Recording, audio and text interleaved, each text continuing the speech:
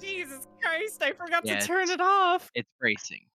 I always forget to turn it off. If you're not ready, it's a little haunting.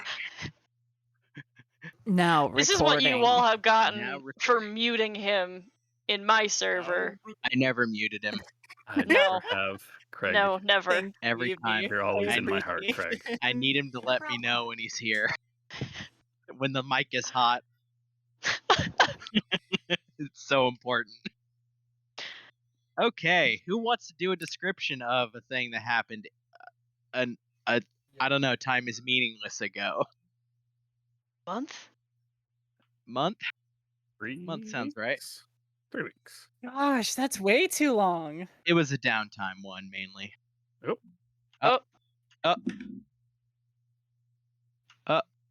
June. No. Nope. Jude. Welcome back. I'm back. Okay. Was Spotted. was this the week that we had spa time? Yes. Yeah, spot time dominated the the like primary center fixture of the downtime. Yep. We hung out a lot at a spa, Mhm. in varying degrees of comfort. Yep. Ate Yeah. cucumbers. Cucumbers. Played tic-tac-toe with cucumbers. Yeah. Or checkers. Constance got tall. Constance got tall. grew. You In an I grew into agonizing, my arm. awful experience. Everyone met my girlfriend. Yeah. I wrote the name down. Hazel? Sev immediately crushed on her and then realized that she was getting in the middle of something and was like, oh boy, I'm leaving that to someone else. I'll be the vulture that picks this off later, or I am staying far away. I'll stay circling, but We established circling, not taking Cody's that for it. we established Cody's deliberate attempt at making a lesbian honey trap. I know. Honey pot, thank you. It was. See, not it wasn't deliberate, but it's worse because it wasn't deliberate. I think. Yeah. Yeah. I think it's Yeah. funnier because it wasn't deliberate, and Yeah. and me, the resident one of those, just went like, "Oh wow, hey, awooga." So Cody, you did a great job. Well, thank you. Just don't examine it. It's fine. And then you guys. Well, guys- I mean, it's really easily explained, Cody, and it's that your fiance is bisexual. That's the answer. True. True. Yeah.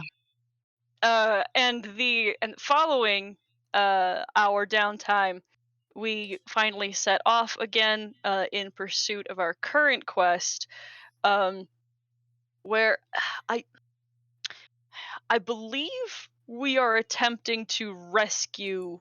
Am I misremembering? Rescue a minder? Is that like one has disappeared? Yeah. One was that's disappeared. It's not really 100% whether or not they're alive or dead. It's probable that they're dead, but if we take them back alive, that would be great. Yeah. And then the bounty is for every head of people responsible. So it's a bit of it's a bit of somebody probably assuming they're dead but hoping they're not. But if they are, it's just a bounty vengeance quest. Which kind of rules because they're not going to be able to like exactly be able to figure out if these people were actually involved or not. Look. Wow, shocker. Beacon suggesting just collect as many heads as possible. Oh, I've done some math and it's fine. It's fine. It'll all be fine. So you showed up to the bougie world, the nice little ring world, orbiting well, it's technically on a moon orbiting a gas giant, where sphere-side rich people live. primarily. And everything is automated and asking for surveys. Uh-huh. Oh God. Yeah, I didn't forget. Right. Fucking Right. Every Yelp automaton reviews asks you to everywhere. rate it. And then we also met a very good, speaking of automatons, automaton lady, who I cannot, for the life of me, remember the name of, which is Was that very Tulip? bad for reasons. Yes, that's Yeah. Tulip. Yeah. And yeah, the last thing that had happened is you'd gone through the kind of like hollow door or whatever you want to call it. You met Jorg, who was there, who tried to like usher you in. And the last thing I believe. Wow. Wow. Oh God. That gave me the shivers. Oh, but take an inspiration, by the way. Not for that. A pity inspiration. I mean, you did good. So yeah, the last thing that was said is Tulip introduced herself and gestured to kind of a booth for you all to sit, and said something effective.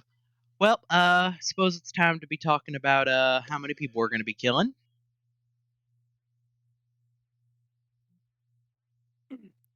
I mean, as many as possible, right? Yeah, that's I think rather the point of the job, but Is it?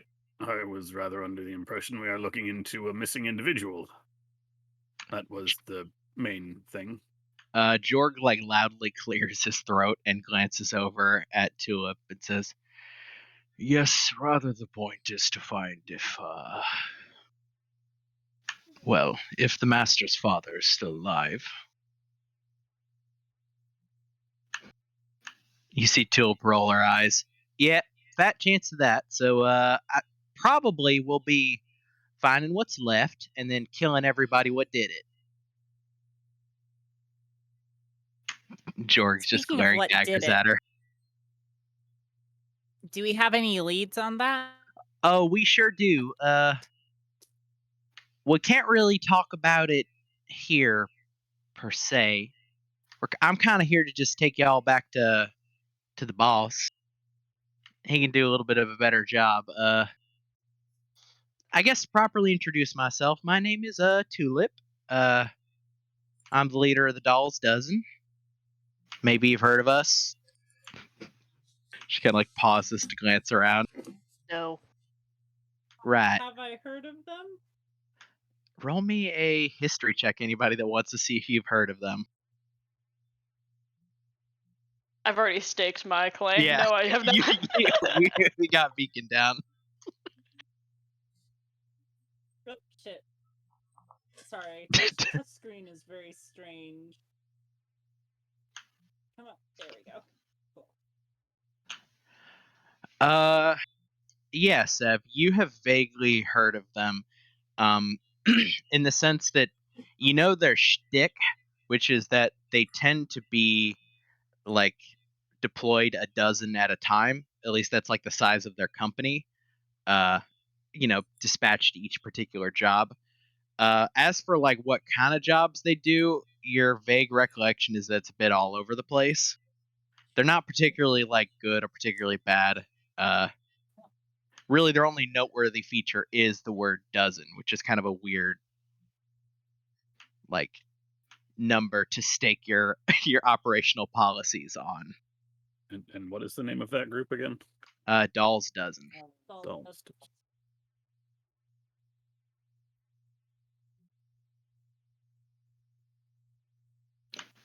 She looks around and goes, "Yeah, so right, y'all are here. The cover story, right? So you're delivering a shipment of booze to the boss, and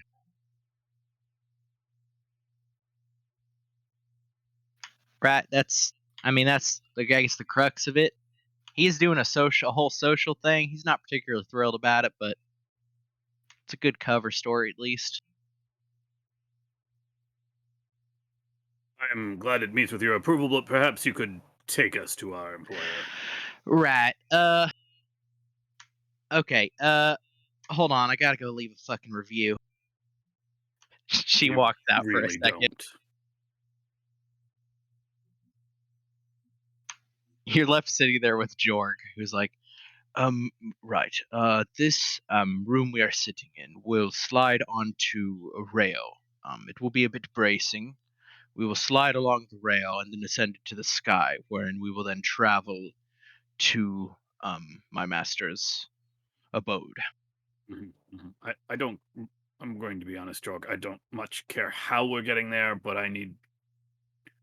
It seems that your companion has been willing to decline to pass on some of the details, or should we simply wait to speak to the employer? Is there something else we should know?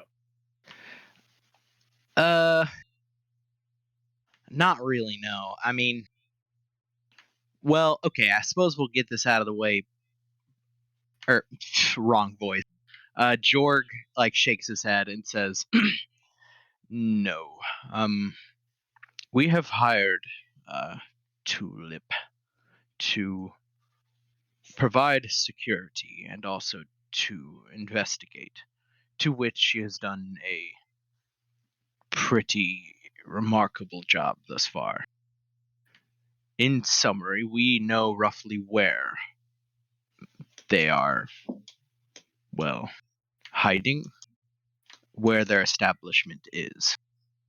What we require is a more specialized manpower than she currently has. Which is Yeah, I guess you us. can call the right people. Which is you, yes. Hopefully. I see at least a few weapons. She glances at the gauntlets. Or he, rather.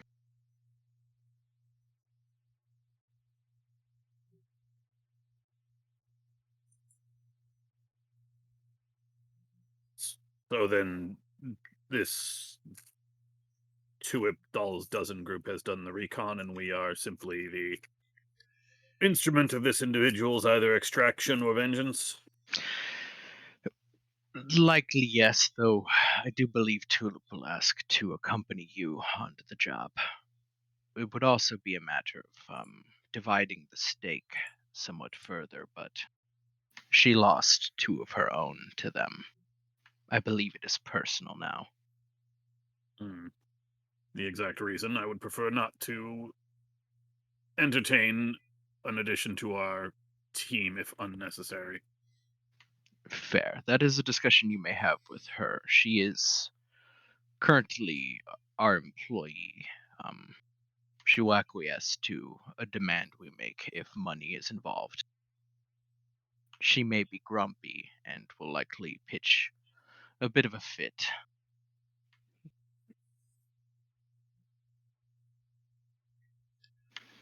He shrugs.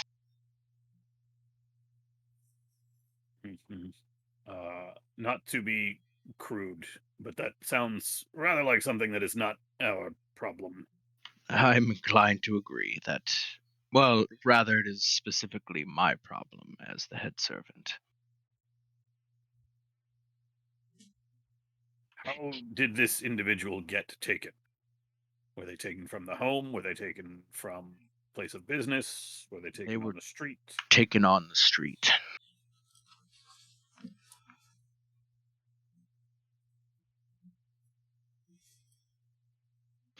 The individuals in question And right. were, at least the ones we saw, heavily armored, wearing some form of, whether it is black plate mail or some kind of ceramic, we are not sure. They moved fairly quickly. Does that line up with my hunch a little bit? Roll me an Uniformed Arcana check. mercenaries and like. This one would be Arcana check. God damn it! God damn it!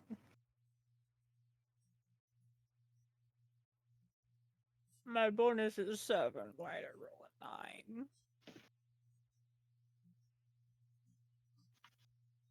Huh. I can't see your roll. Yeah, it's not. Oh, I rolled a 16. Really? Yeah. There it goes. Okay, there we go. Yeah, geez, sorry. It's being As far as laggy. description goes, based off of your kind of hunch, whatever they're talking about, if it is ceramic or some kind of ceramic thing, that is very, very high end, which would suggest lots of money. Not a normal thing for people to like to wear around as a part of a mercenary company or something. Right. Ugh. And sorry, I forgot to ask this, but how much in my conversation with our boss, how much, I guess, discretion with the intel that it might be Alico did we say was safe to divulge? I think per like Caffney's specific instructions, there wasn't really an indication other than that Caffney um, took what you said into consideration and kind of crafted this, this, I guess, fake job, right, as part of that to get you under the radar. So you can guess maybe some, Then but yeah. then she'll just sort of rock back on her heels and just be like, do you think it might be some sort of megacorp behind this? Hmm. It could be. The resources in play are, we believe, fairly substantial, but it is not sure whether that is because of the going rate or because of the some form of external funding.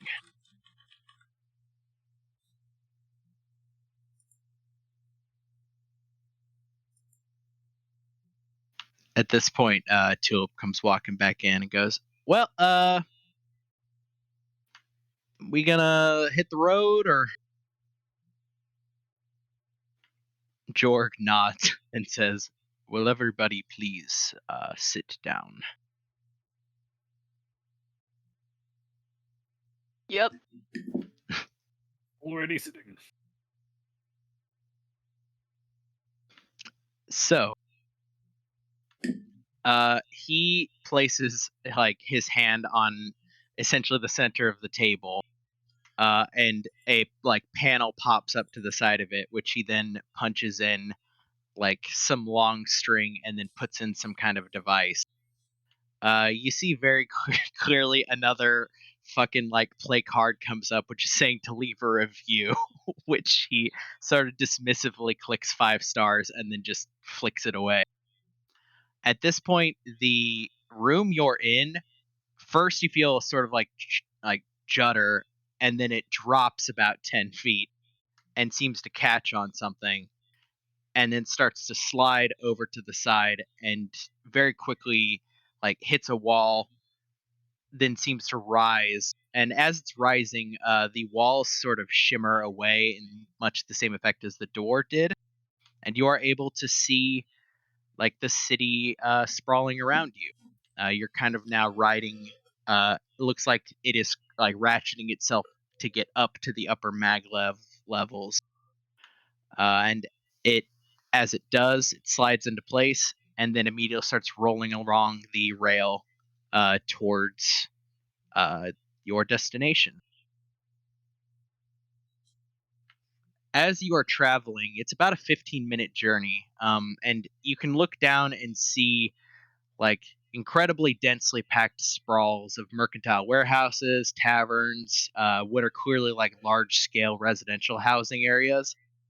But what catches your eye most notably is that like in sort of a ring facing planet side, with the dome actually transparent so that you can see the world, or rather the gas giant below.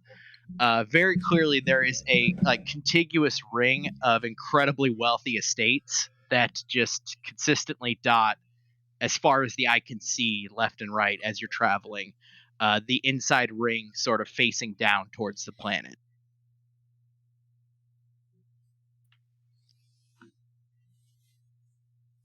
At Got a this point, fancy. Are these the mining interests then? Or I suppose it's harvesting here, isn't it? well, a large amount of them are either megacorp or old wealth or mining interests. Though, yes, mining is the primary way wealth is gathered these days.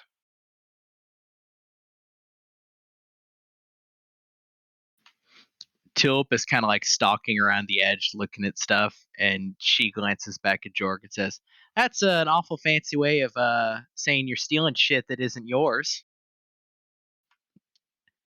Jorg doesn't respond in the slightest, and says, "Mr. Loyal is most generous and kind, as was his father before him. You would do well to not insult your employer, Miss Tulip." She rolls her eyes and kind of throws a wink in the general direction of the party.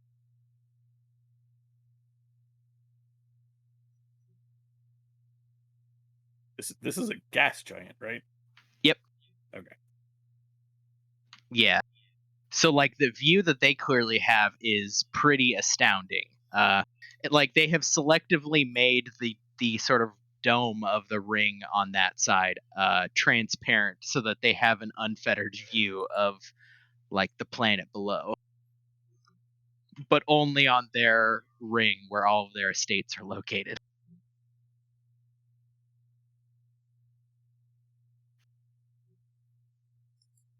As you're traveling, Jorg will steeple his fingers and say, "Are there any further questions?"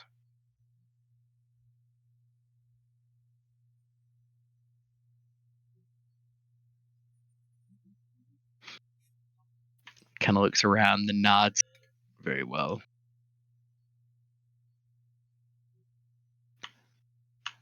As you are getting closer, in the sense that it stops going from a more sort of parallel path to all these estates and switches tracks to go off towards a specific section towards the side,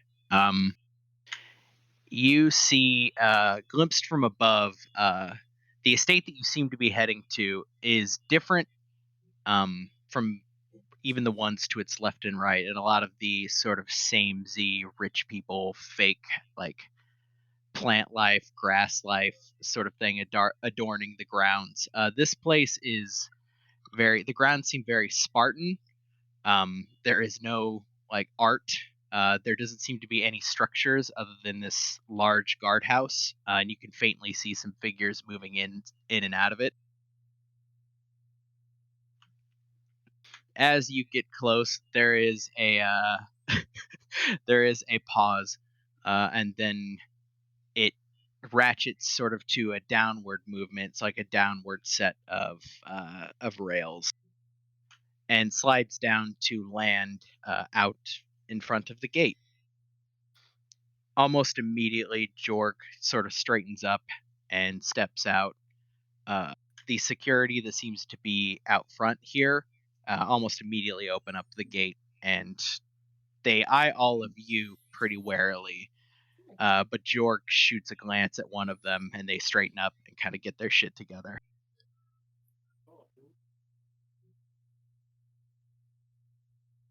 I look at Zadicus. They normally this jumpy, George? Well, the simple answer is yes, and that they are paid to be so.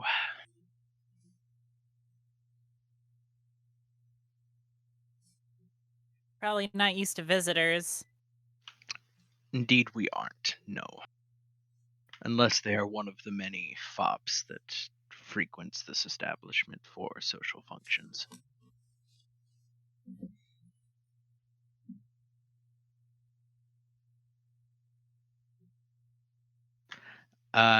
Jorg walks a little ways in and then immediately pivots to walk towards the guardhouse and ushers you. So, like, just completely avoiding sort of the main manor. If you will please step this way. Tulip, I believe, can lead you to the lift. I will be accompanying you.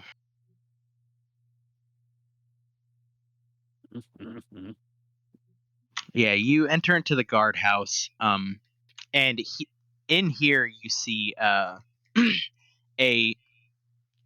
what are clearly the doll's dozen, though you only see 4 or 5 of them at the moment, and that they all have a faceplate, or rather like a mask, designed to look like a kind of blank facsimile of Tulip's face. They all stand to attention and salute her, and she doesn't acknowledge them as she walks by.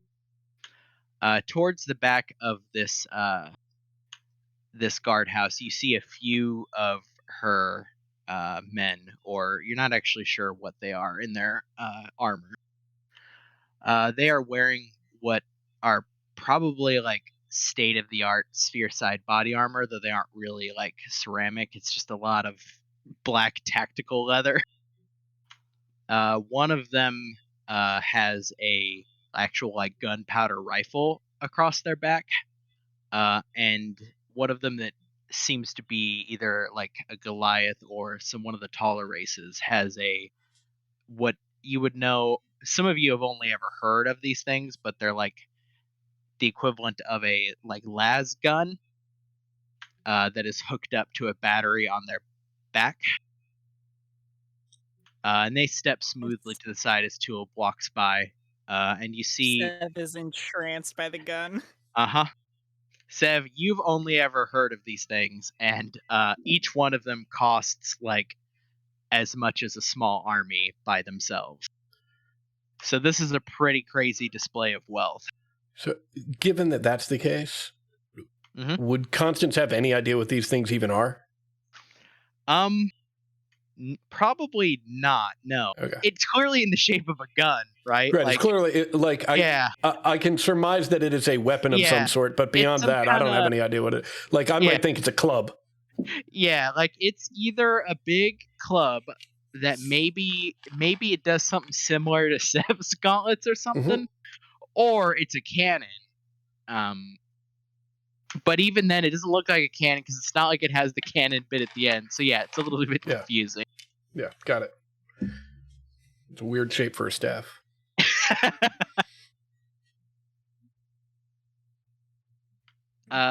Jorg slides kind of to the front, and he presses a button on a large metal door that slowly slides open, and beyond is a large elevator.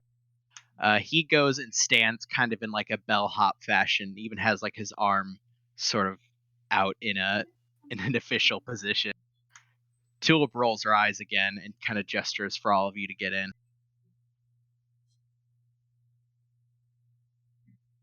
Sev is gonna scoot up next to Tulip in the lift and just be like, "Hey, so yeah, what? Where'd you source those things?" Oh, you're referring to the weaponry or the yes, the men or what? Be more specific. Specifically the las gun. Yeah, we stole it. Yeah. From who? Oh, las guns. Well, okay, so like here's the thing. I don't know if I should tell you where we stole it from because it was a crime. Oh, honey, I'm no stranger to that. I don't know if you're a narc. I don't know. I worked as a scrapper on a moon for like most of my life. I've done some criminal shit. She glances at the others. Are we all overhearing this on the lift? So, So some sort of like makes puppy dog eyes up at Tulip, and it's like, I'm just really interested in the science. Well, yeah, you're all Tulip, over here. of course you should tell us. Wouldn't they be a prime suspect in the disappearance of the minder? Well, maybe, except that I stole this before I ever got employed by Mr. Loyal. Right, so stolen before you got employed, then you got employed, then the people you stole it from found out where you were working and decided to take the minder. Well,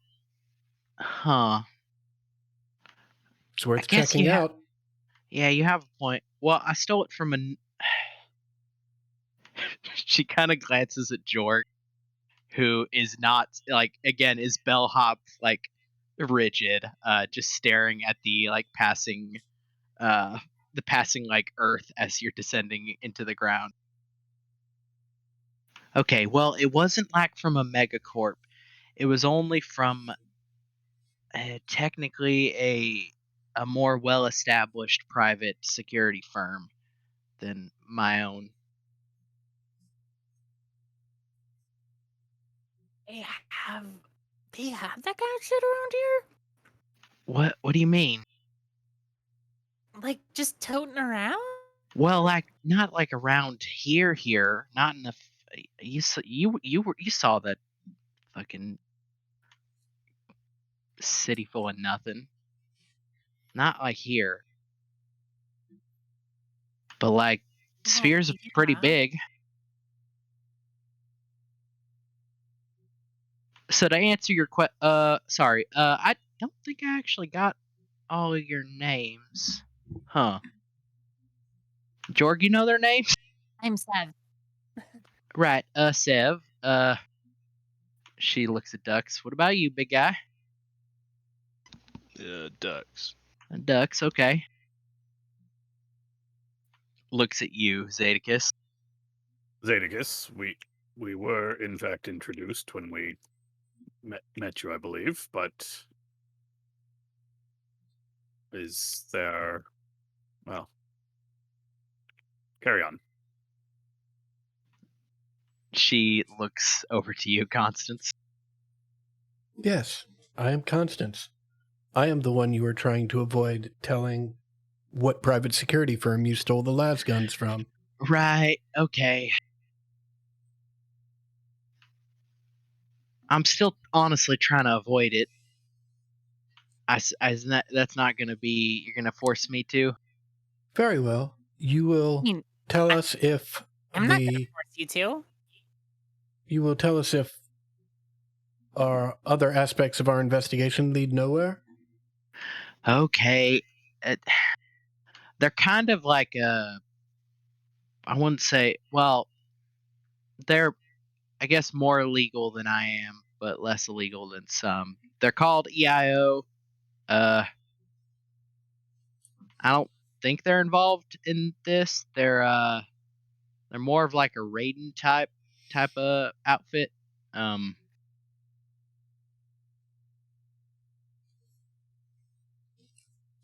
guess I don't really know why we call them security firms. Somewhere to...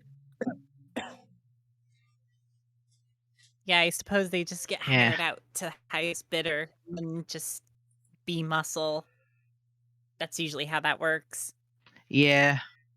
It seems like just a bit of a misnomer. Yeah, more like a PMC than a security force, right? Yeah. I feel like we already have a word for that. Kind of a militia. It's just they don't like to use it. Is that like the a rich name with thing? all this... They just not like PMC? Sorry. Yeah, she's looking at you, Zadicus.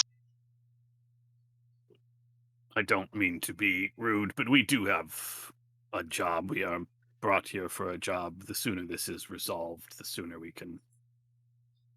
And if it is nothing, we can simply write it off. Forget we ever heard it and all of that. Thank you.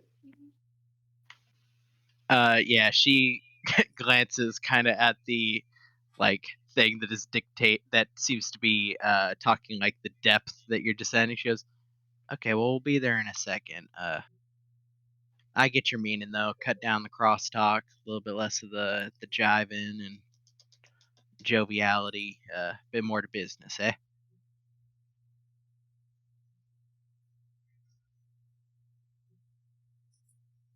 Leticus just stares. Mm-hmm. You see she, like, all at once, her demeanor shifts from being a lot more loose to a lot more, like, rigid, and more traditionally construct. She seemed to, now that you've kind of noticed its absence, be kind of putting on an affectation of being less constructy and more biological. But she's clearly, like, dropped the facade all of a sudden. And it's at this point that the elevator descends, seems to reach its destination, and a door opens. Immediately, you see a sight that's weirdly incongruous with the kind of metallic sphere side aesthetic of the elevator you've been staring at. A fireplace gently crackles in the corner of what seems to be just kind of like a cozy reading den. There are rugs over nearly every sort of exposed surface of this polished wooden floor, and you see the walls covered in what seem to be weird, like, abstract art pieces made of neatly twisted and arranged metal.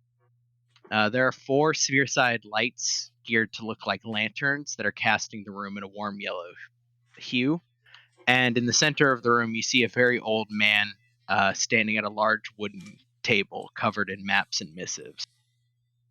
Standing kind of at his side is this large and very lithe sphere-side construct, which, with its multiple arms, seems to be stacking and reorganizing papers as quickly as the man seems to be messing them up.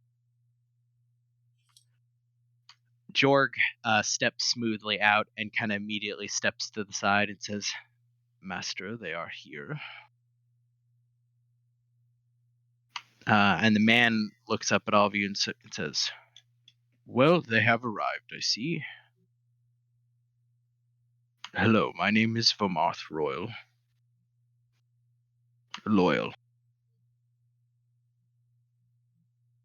I am Zeticus. These are my these are my associates. Hello. Mhm. Welcome to my home. Or the home I spend most of my time in, I should say. Mhm. Yes, We come in. understand that someone has been taken, and Yes, you that. are interested in hiring our crew for perhaps their retrieval, if not vengeance. Indeed, straight to the point, probably for the best here. You are the answer to my job request, yes.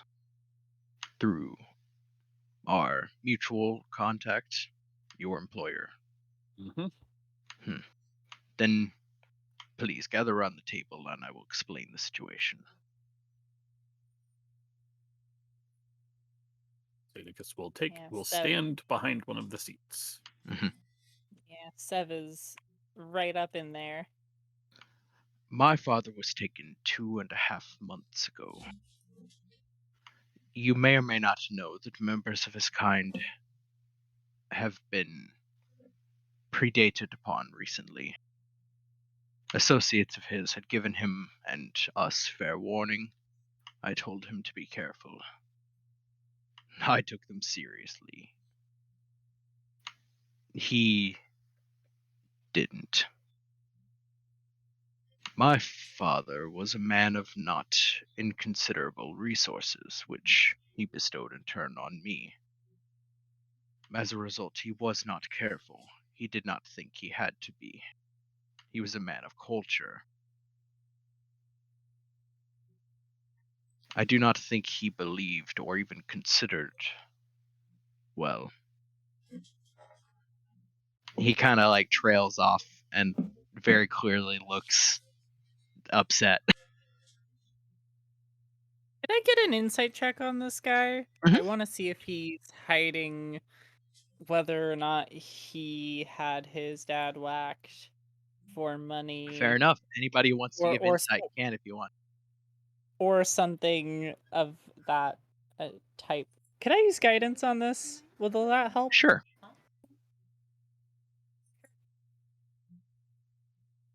Cool. And then insight plus the D4 for guidance. Holy shit. Beacon, he seems to be telling the truth. Sev, he the thing he is masking is he is very clearly like you get the sense that he's telling the truth about the fact that he took it seriously and that his father did not, and he is guilty about that. Okay. That's all I needed to know. So, to the actual crime then. Near as we can tell from eyewitness reports, he was leaving a dining establishment with one of his friends. He had an appointment at a gallery he owned for a new exhibition. Heavily armored individuals assaulted them before they made it to the mag lift. Eyewitness reports said they were wearing some kind of black plate mail. They moved very fast. They killed his friend with a single shot to the head from a bolter, and they did something to my father. Our primary witnesses were a group of children playing in a nearby alley. All they were able to report about my father is that one of the men waved a hand and my father was not able to move, though he was shouting. So they incapacitated him, killed his friend, and incapacitated your father. Correct. So I'm not really. I suppose I'm not really familiar with the binder black market that's growing right now, but I don't think the going rate changes whether they're dead or alive. They just want the tech, correct? Unfortunately, I do not have an answer to that question. I do not know myself much about this business of minder taking. I mean, you knew it was a threat before. What tipped you off? I mean, other than just the state of the sphere. Specifically, I was worried because some of his minder friends had warned him that this was happening. He thought he was too rich, too public. They could not Did you take a man such as him. Did you ever get in contact with those friends? No. Do you think they would be of any use to us finding out more? If I had a way to contact them myself, I would. What I heard secondhand from my father. Understood. Well, the last piece of information we have about what occurred was that at least two of the men who we believe there were maybe 4 or 5 were wielding some form of large sword on their back, made of some material similar to the armor.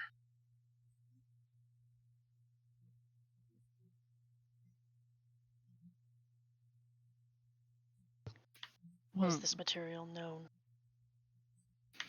It is what led us to believe that if their armor is made of the same material as the swords, then it may be some form of sharp ceramic. Expensive, but mass producible. You can make a lot of it. Arm a lot of people, if you have the money. And do we know of any operators in the vicinity that use such weaponry? I will confess to not knowing very well the state of the underworld in this place. I have put inquiries out about with my money and my not inconsiderable resources to find if there is anyone who has an answer to. Suffice to say, if they do, they will not speak with me.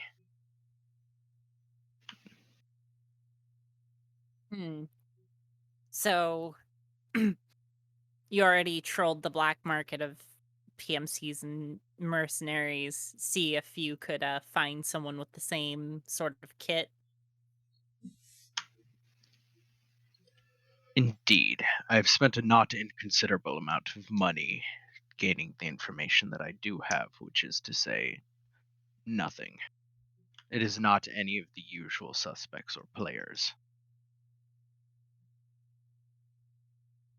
And those usual suspects and players being The various riffraff that run smuggling operations in this place. Mostly illicit goods. He kind of gestures to a sheet, sort of with a dismissive wave. And you see just a list of a bunch of different names on it with like what their essentially what their going rates are for smuggling, like either illegal or like just general merchandise onto or off of this world. Let me get to the point then. I sent magical, technological, and physical missives to the nearest ICW strongholds. Do you know what they told me? We are aware of the problem. We are working hard to develop a galactic solution to these unprecedented times. He like spits on the ground. Political bullshit. and the ICW are who again? It's the Inner Coalition of Worlds. Gotcha. It's the like primary ruling body, such as there is one in the spheres. Do those have tendrils of corporations in them influencing interests? I mean, everybody kind of theorizes that they do, but like there's no real solid. It's kind of like everybody knows that they're probably getting paid off, but nobody knows to what extent.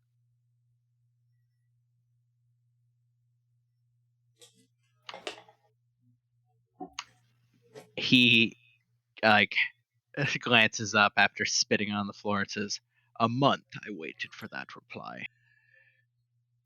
I very likely wasted my father's life waiting for that reply." He seems to kind of gather himself. Which brings us to this grim business at hand. We had no leads until 3 weeks ago when they made a mistake while we were watching. They attempted to take a minder in broad daylight again. My men, he glances to Tulip, who nods, fought them, and we came out the worse for it. Several casualties on our end and none on theirs. However, the minder escaped, gods be blessed. He smiles for the first time with kind of a very clearly like predatory look on his face and says, "We knew they would go to ground, so I had a measure developed to track them. We So covered you know them. They are? We believe so, yes. I had a gun. To say it is a gun is not quite correct. Perhaps a cannon. Developed to spray them with a quite magical, quite detectable substance that they could not see. Coupled with a sensor I paid good money for. A flyby would allow us to observe the path they took and where it ended. With an imaginary blanket, of course. Which is? It is a warehouse It seems to be a normal mercantile warehouse, although as of yet we have not seen any people moving into or out of that establishment. This implies there are alternate means of getting there, potentially below the surface of the city. Do you happen to know who owns it? I do, and they have checked out. If they are a part of this operation.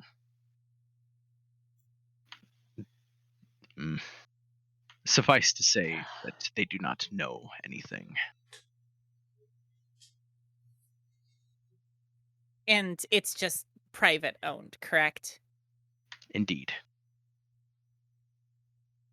I have leaned quite substantially on the individuals that own it. They do not seem to know anything.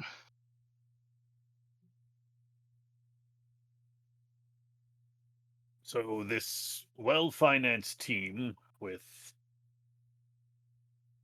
a high-tech weaponry and armor capable of repelling the oh so impressive weapons of the Doll's Dozen is squatting in a warehouse. Tulip pipes up and says, well, technically it's below a warehouse, but yes. Some distance below a warehouse, in fact. Hiding in plain sight. I guess, but what fucks me off a little bit is that I don't... This feels a little bit... I mean, pardon me saying so, Mr. Loyal. He nods. This feels like the tip of something way bigger even than your considerable resources. I know we already kind of put out for this job and they're here. So, like, I guess we can go on in there and just try to find out where the passage to get under there is. I have some thoughts about that. Loyal nods and says, my rate stands 50 gold per head, helmet, whatever. I do not give a shit. Destroy them. End them, tear them apart. If you find out more about them, all the better. If you find a leader, he waves a hand dismissively, 500 gold. Any information. When you have finished, return to me and let me know what you have found and how many lives you have slain.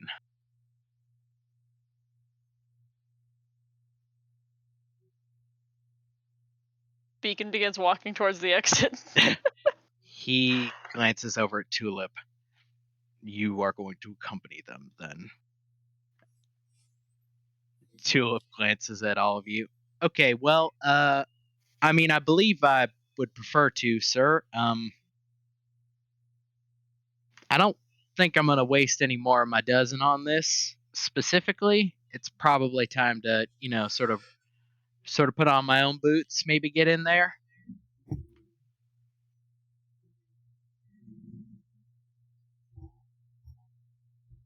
She glances at all of you.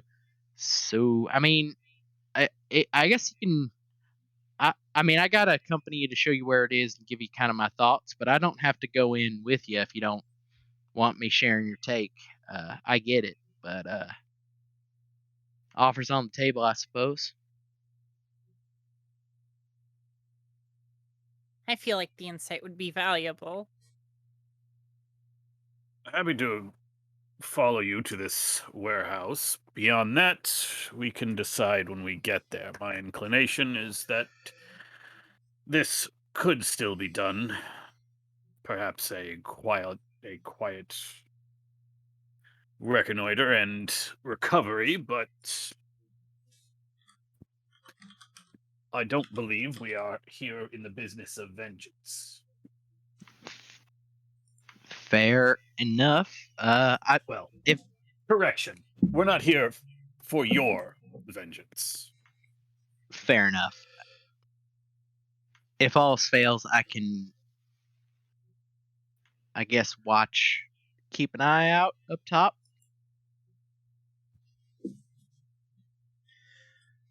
Well, Mr. Loyal, I believe our first social interaction is over.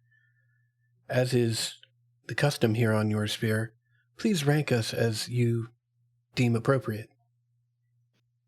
And Constance will turn around to leave. He stares at Constance open mouthed for a second, and then like seems to go into kind of this sputtering, choking laugh, like oh, that's thank you. What is your name? Oh, Constance, you will need that for the rating. I understand. Yes.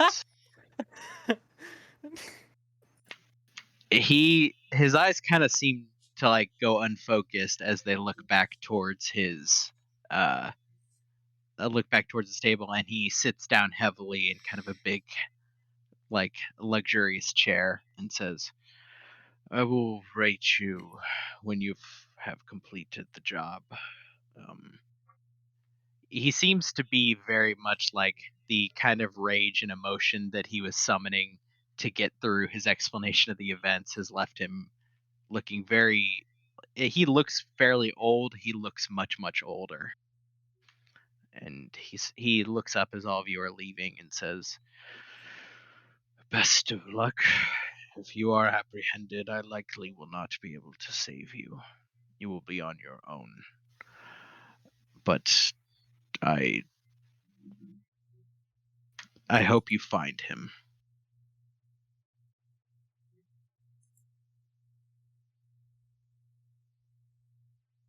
At this, you see Jorg goes over and kind of places a hand on his shoulder and whispers something to him. As he nods, Jorg kind of goes off to the corner and seems to be preparing some kind of drink.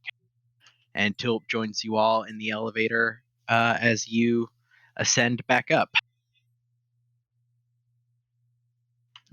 As you're ascending, she goes, well, we're going to do a quick mag flyby.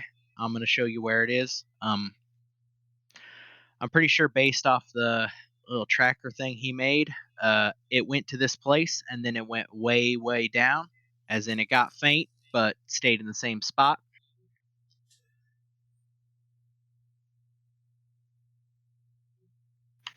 Most basements in that part of the city aren't strictly legal, so that by itself is pretty strange.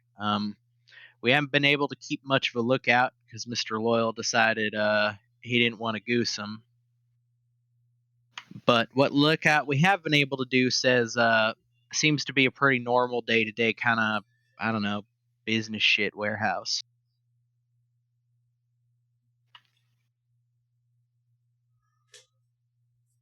And the other Yeah, owner doesn't know tracks. anything and can't tell us what's underneath it. It can't or won't. It's kind of hard to know. And if you lean on him too hard, he, gooses us, so.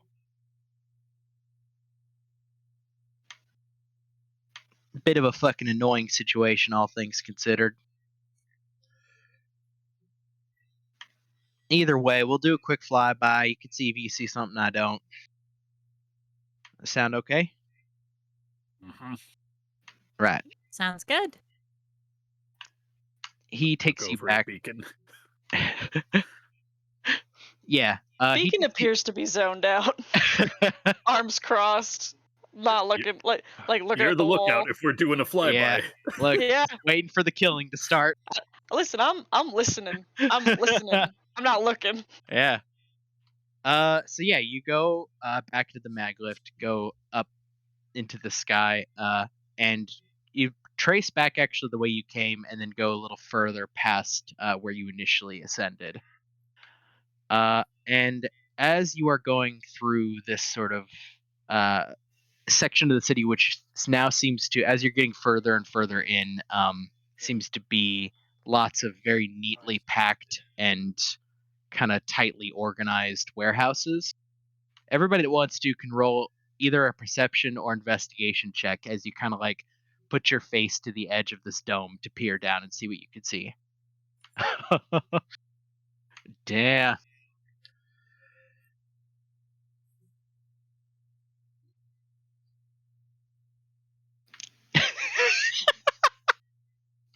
Excellent. Okay, Sorry, I was muted. I'm also gonna roll guidance on this. Okay.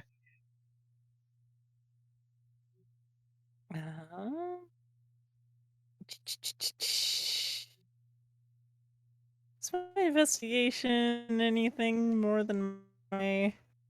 Yeah. Okay. Ooh. So 24. Yeah. Okay.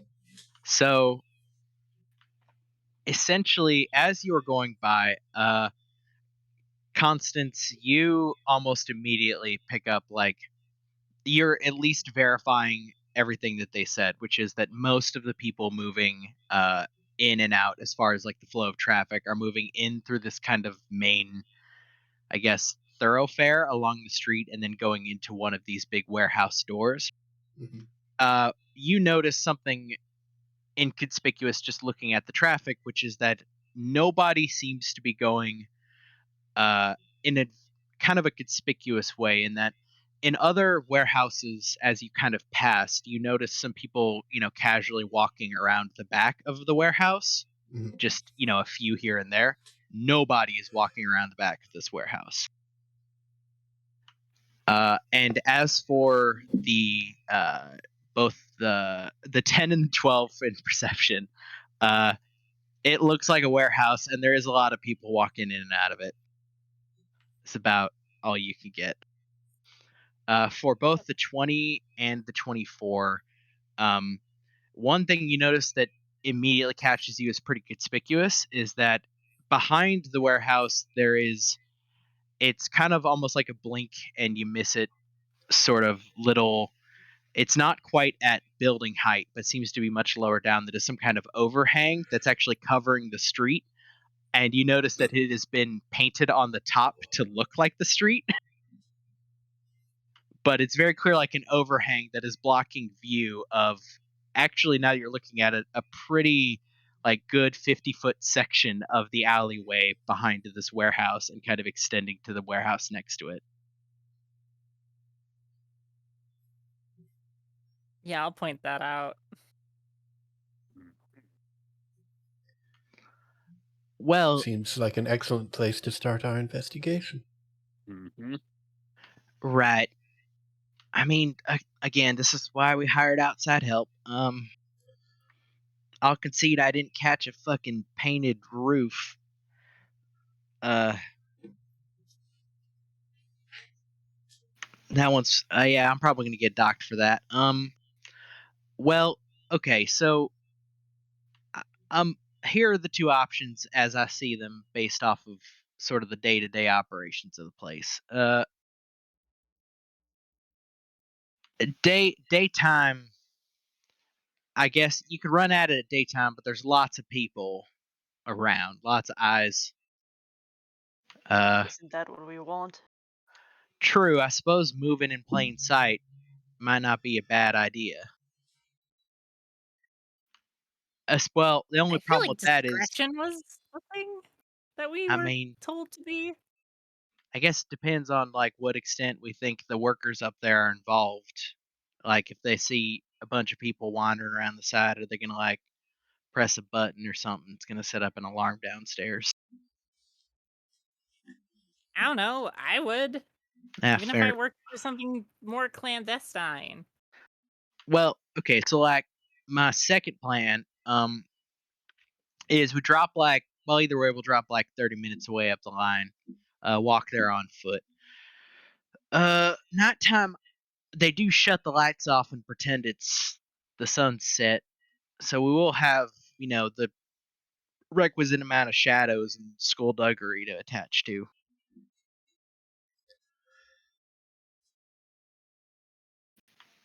Yeah, I would probably be more comfortable at night. Mostly just because of, she eyes the rest of the crew. Right. Well, Might sorry, get ugly. I did use the phrase "we" here. I suppose now would be a good time for y'all to decide. I can maybe go, like, if you don't want me going down there and getting a part of your take, fair enough. I can, keep an eye street side, make sure nobody comes in after you. Or I can Yes. go Well, in what's your with skill ya. set? Mostly killing. Killing, like, yeah, sure, Yeah. but like killing how? Oh, knives. Ugh. Mostly throwing knives, also stabbing knives. What's your effective range?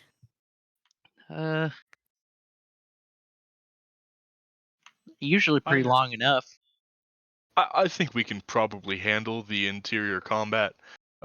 We are pretty capable ourselves. Somebody should be Yeah. making sure we're not getting cut off anyway. Fair enough. Like I said, it's treating you here as if you are yourself a sort of a merc company. This is a job you've been assigned to. I'm optional. So you tell me stay top, I stay top. Hey, Top, we will do what we can inside. Alrighty. Given that Tulip is to be our exterior lookout, might it not be better to go during the daytime when it might make more sense for someone to be in the alley or walking around the exterior of the building?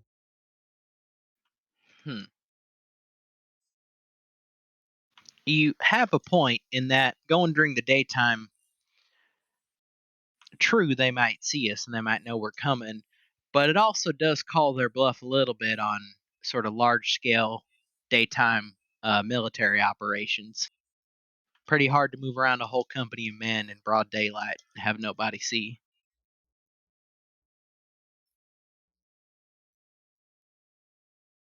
And if they are as well trained a military operation as you and Mr. Loyal suggest, then I can't imagine we will gain any surprise by assaulting at night. True enough. I mean, yeah, you have a point. It's just a matter of how much you want, your faces potentially. Then again, if you fuck off from this world and don't end up coming back, I suppose it doesn't matter too much, does it? Well, you did mention that it might be the tip of something a little bit bigger, and I don't want to be more involved with that than I already am. Well, I mean, okay, so are you? That seems sort of antithetical to what we're here to do, Zev. We are getting involved right now. Yeah, that seems like so you're getting. He has a point. if you're Well, getting cold involved, feet, I'm but not sure caught, there's. Well, none of us intend to right? get caught. If we get caught, then it doesn't matter if our faces are known; they'll have us. We get this Yeah, done. no. I mean we go caught look. as in caught doing the thing, not caught as in apprehended. I don't count on being taken prisoner. How far away are we from the thing right now? You kind of slid over it, and now you're rapidly getting further along the line. We're wasting time. As soon as we land. Tulip nods and walks over and seems to like pound part of the wall. And it still takes another couple moments for it to like find one of the downward rails. And she goes, "So you're gonna get it done right now, then?" There's no reason not to. Good as time as any. Fair enough. You got any way to like communicate with me upside or? I can shout very loudly. Well, okay, so if you shout real loudly from way down below the ground and I happen to hear it, Yes. that'll be the. We'll come up when we're done. And if we Okay. don't come up, we'll be dead. Right. Yeah, no, honestly, the concern for me with no comms is like if someone's trying to get in from behind us and she sees, she doesn't have any way of telling us that they have reinforcements moving in on our position. Tulip is Sure. very Good good point. with knives. Tulip, do you have a way to get in contact with us? No, and to your point, it when I say I'm the lookout, technically true. Probably if they try to come for you, I'm gonna end up as Constance said, being pretty good with knives. Or make something very, very, very, very loud. I'm sure we'll hear it. Like, yeah, Blow something up. I don't know. yeah, I'll think of something. I So, trust Yep. you are a Yeah, blow professional. something So up. well, yeah, I'll blow Oh something up. man, that'll be fun. Now to be clear, is the roll? Yeah, is there's the, this device, and if you have Scrunky, take it to the back of the building, like Shut up, everything shut will up, be shut up, fine. shut up, shut up. you just atomize a whole I wanted plot. a replay of that episode. But- I want to level this place. Now, Ducks, except we'll be in it. Ducks, you said you're just gonna yell real loud. Is that a good sign or a bad sign? Depends on the yell. Okay, let's assume I can't hear what you yelled. I just hear that you yelled real loud. Well, it's not about the words; it's about the intonation and the projection. You know, the Okay. feeling behind it. Okay. Yeah, if he sings like an opera singer, it's good. If it's Okay.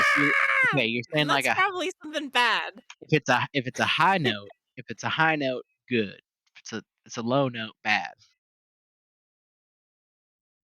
Like a shriek versus a If the scream. yell feels red, it's bad. But if it feels more Okay. blue, then it's good. Right. You're describing we're all a shriek and a bellow. You're talking like bellow good, shriek bad.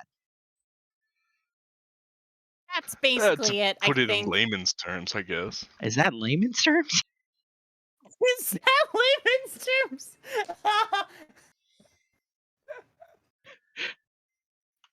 It descends to the back of what appears to be like the second it like lands and locks into place, the room shifts to look very clearly like a bougie kind of like bar-esque thing, similar to the royal pigeon that you were at before. She goes, "Yeah, I don't look. I could see that there's much quicker ways to travel around, but there's no account for fucking rich people's waste of money. They decided they're just going to travel from one rich place to the next and maybe not stop at any of the intervening spaces."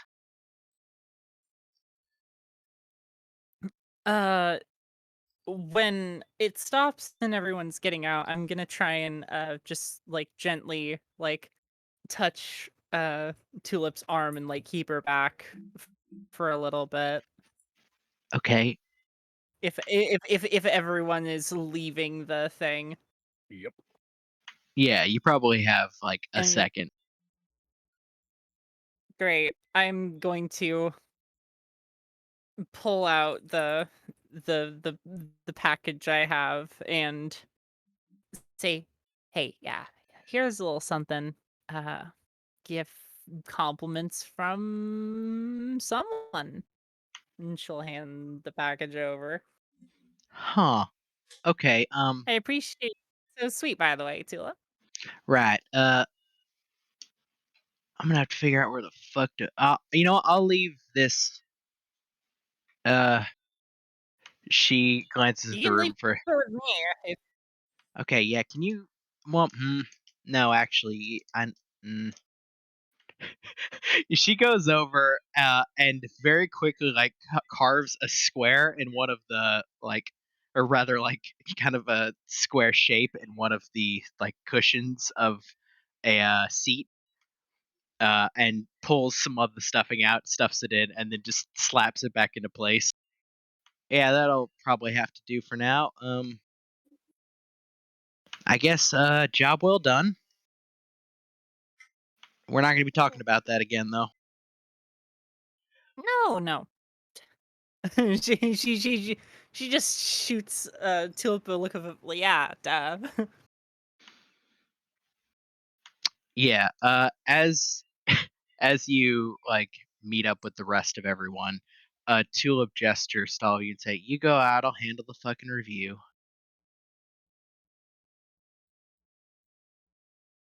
We leave. Yeah. She, after probably like 10 to 15 seconds, joins you and says, "Okay, well, right this way." Well, I guess kind of. There's a few sort of switchbacks here and there, but largely it's just that direction. Follow the tide of people moving in that direction.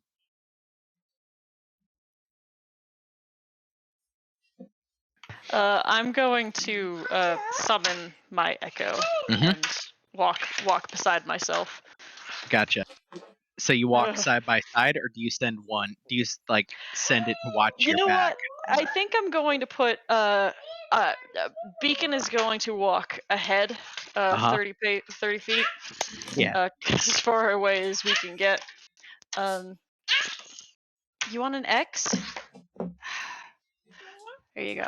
I think the echo is weirdly conspicuous in that it there is plenty of people on the street, and it doesn't phase through people, but its moving around people is almost like flicker of frame drop animation. It moves its shoulders to step around somebody, and there's just a frame that's kind of missing in the middle bit. So it looks like they're going from about to hit somebody, just suddenly standing sideways each time they get close. Yeah. It's a cool effect. Echoes are weird. If how close to this warehouse can I get before I'm impeded? So it's from where you are, it's probably about a 20-minute walk. So you'll if you're sending it ahead, right? Yeah. Or rather, if you're running ahead and keeping it back, either way, you'll get first eyes on it before anybody else does. Yeah, that's the plan. Yeah. All right. So yeah, after a bit of walking, Beacon, you spot it first. At this point, you all are still kind of a part of the press of the crowd, but most of the people moving around here are carrying things or seem to be laborers. You're not particularly conspicuous yet, but you definitely don't fit in as a group to the sort of throng of people passing by. I raise you. I am in fact a laborer. True. Look, you I look are weird, but you're actually one of the you're very visually distinct, but only if somebody looks a little closer. yeah. It's giant gauntlets. Dux is Duck's probably Also a blends laborer. okay. Hey. Yeah, also a laborer. Everybody's a Yeah, laborer. Seb is technically a You're a laborer. laborer. Constance, only you stand out. Yeah. You're not a laborer. Speaking Whoa, of which, oh yeah, Zeta Kiss too, Zeta Kiss, Mr. Pretty Boy. you can fit in anywhere. It's what you call it? Is there any way to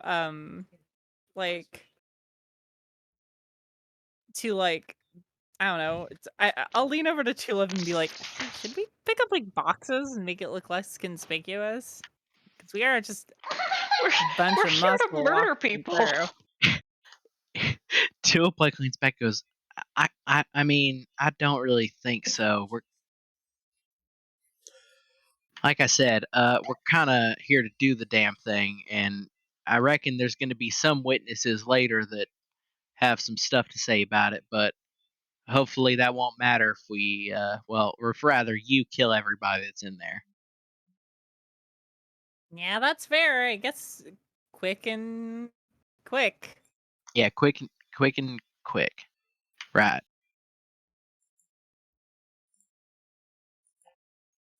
So yeah, Beacon, you spot it first. Is there anything you want to do? Eyes you want to get on it?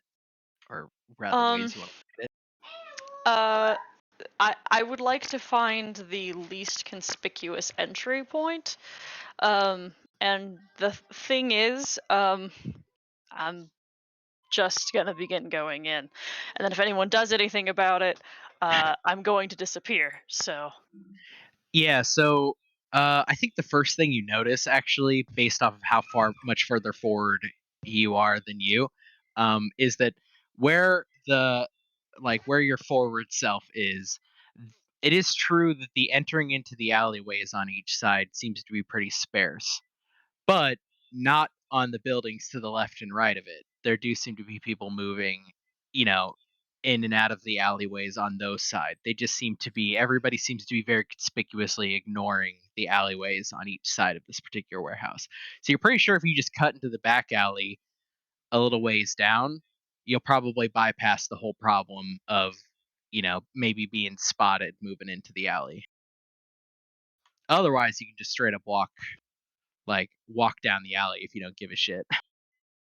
I think I'm going to uh mystify, return to the lantern, and then return to the party to report the less conspicuous entry point, and then reappear at that entry point because that's my range of Mhm. movement. They Yeah. would only be like, it's not very far behind Yeah. that I'm allowed to be. Yeah. Yeah, but for the purposes of this, it's if everybody, do you all, I suppose, duck into an alleyway a little ways up the street? Let Beacon do Okay. the scouting. Yep. Beacon, because obviously good call, you can put yourself around the corner, right, to see down the alley towards the actual like sort of back of this thing. And the first thing you notice past sort of the very now sparse amount of people moving back here is that uh, in you now from street level can see the sort of overhang, or rather the bottom of it, and there is a gate on what seems to be either side of it. Nobody is currently at the gate, um, and the gate seems to be sort of locking off this maybe 50-foot stretch of sort of back alley in this particular place. It isn't visible from necessarily the street, but it is visible back from this back alley. So you catch that before anybody else.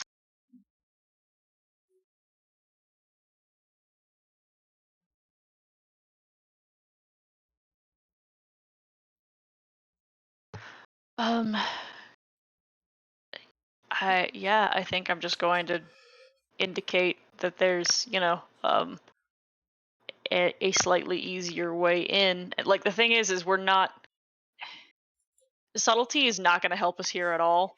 The Uh-huh. only thing that will is taking an entry point that is not as choked. And so that's what Beacon is going to insist is the thing to do.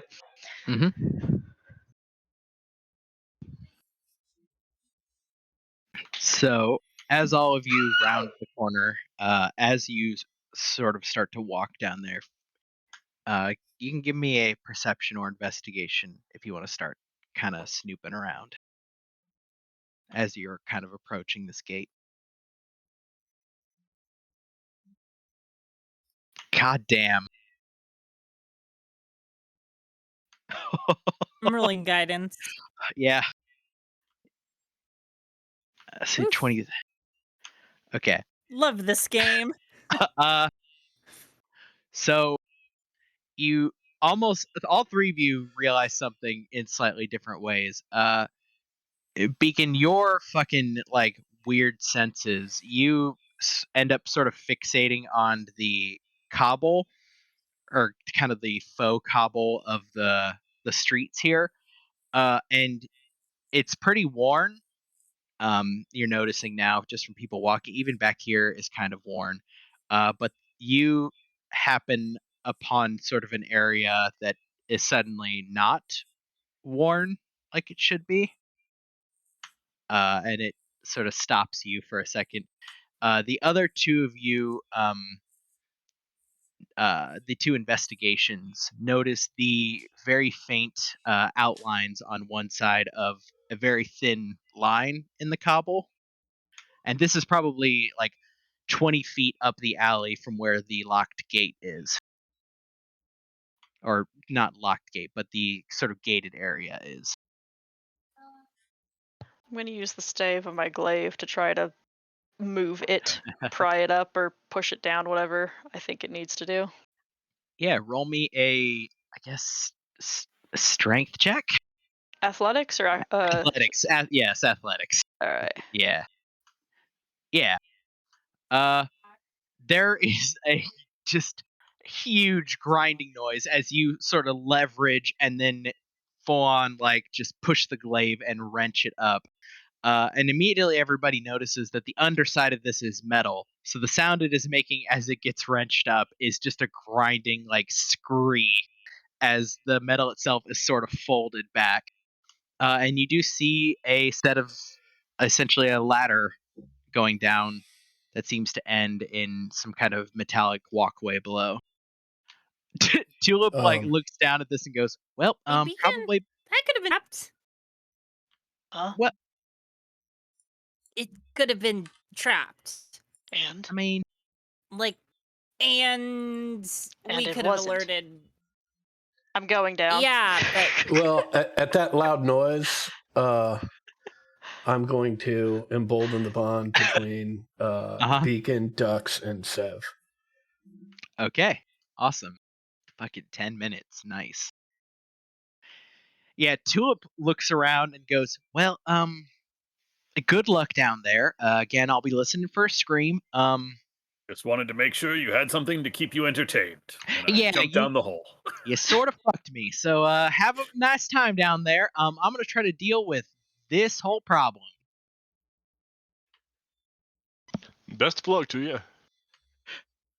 Yeah, as you descend, you get to the bottom, and there is essentially one hallway straight down. And at the end of it, you see probably what seems to be some kind of lift, like another one of those sort of larger elevator areas. And beyond it, you can see that it is also open to essentially a similar hallway on the opposite side. With as you look down in the distance, you could see another set of ladders. So you presume probably that one must be behind the locked gate. Potentially, at least based off of like the rough location of where it is in relation to where you just were up above. Headed that way. all right, I will. I will try and get there as well, so I can pick the lock instead. So, yeah, Instead of, oh boy. you pass through the lift, right, the elevator. And as you step on it, it like gives you kind of it seems to be like, I guess, pressure activated or something, but it lets out a little ping, and then a panel opens on the wall asking if you want to descend. I believe the answer is yes. Can I make a check of some sort on this device? Sure, give me Arcana check. Okay. Yeah, it's a pretty. It looks high tech, but functionally, it's a high tech pastiche over just a low tech like mechanical mechanism. If you press the button, it goes down. You could probably Okay, use it to cool. call it back up. If the elevator is at the bottom, you're pretty sure you could also maybe touch a corresponding panel nearby to get it to come back up. Hey, just making sure. So do you all stand on the lift and press the panel? Hell yeah. Okay. Oh, Jesus I Christ. think I that hate is a when I hate it. that is a decent Hate place that for, I question. think, the 10-minute break or 15-minute break, whichever break, Oh boy. if everybody's okay.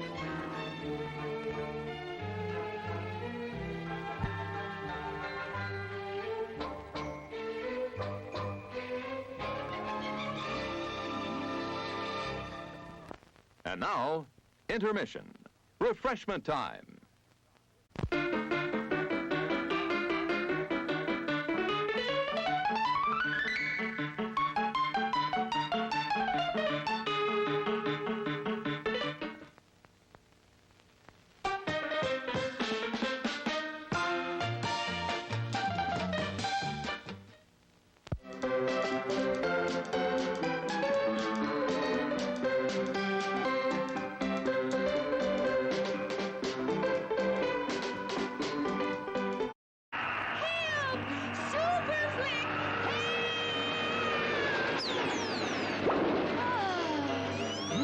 Sure is great being on a drive-in watching Super Flick and eating all this great food. This flick is making me hungry. It makes me want to flick my bick.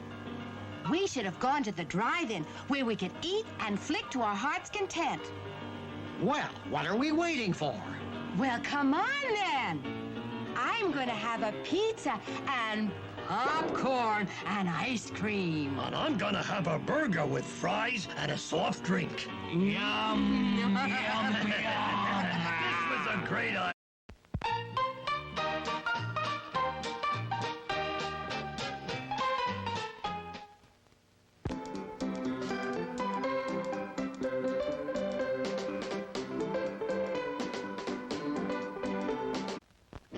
No, that's not big enough. No, that's not big enough either. That's more like it. We're delighted to have you with us, and we extend a cordial welcome to you. We've lined up the top stars from Hollywood and from all over the world to entertain you on our giant screen with the new, colorful motion pictures you've been hearing about and reading about. To add to your enjoyment, we're all wound up to bowl you over at intermission time with live wire service at our snack bar, where you'll find a tempting variety of favorite foods and beverages. Your continued patronage is very, very welcome.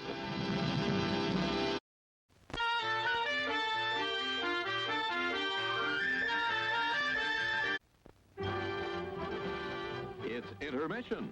Rise and stretch time. Time to refresh yourself and visit our snack bar. Got a yen for hot popcorn? Your favorite soft drinks are sparkling cold. The Juicy Frank sizzling hot. There's delicious coffee, freshly brewed, and all kinds of ice cream and candy to tempt you. Showtime will be announced loud and clear to get you back to your car in time. So stretch your legs. Come to the snack bar now.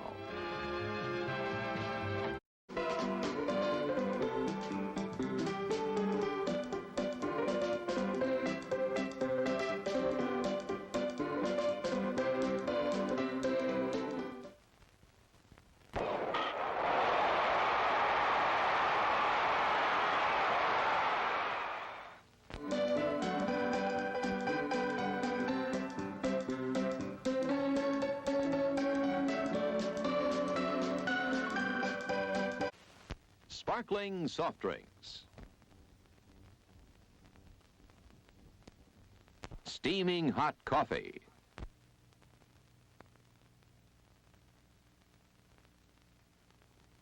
Steamed or grilled hot dogs.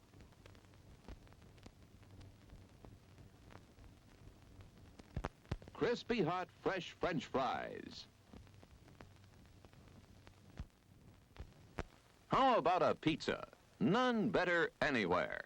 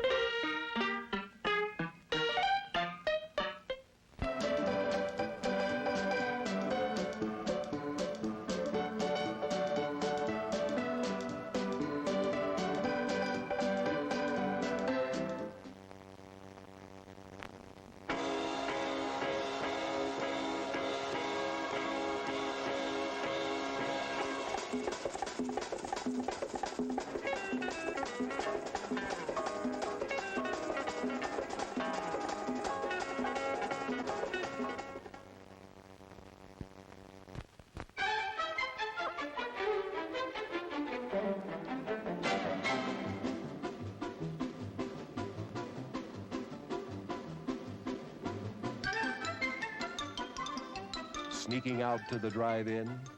Why not take the kiddies along and save the expense of a sitter? Everyone enjoys the drive-in.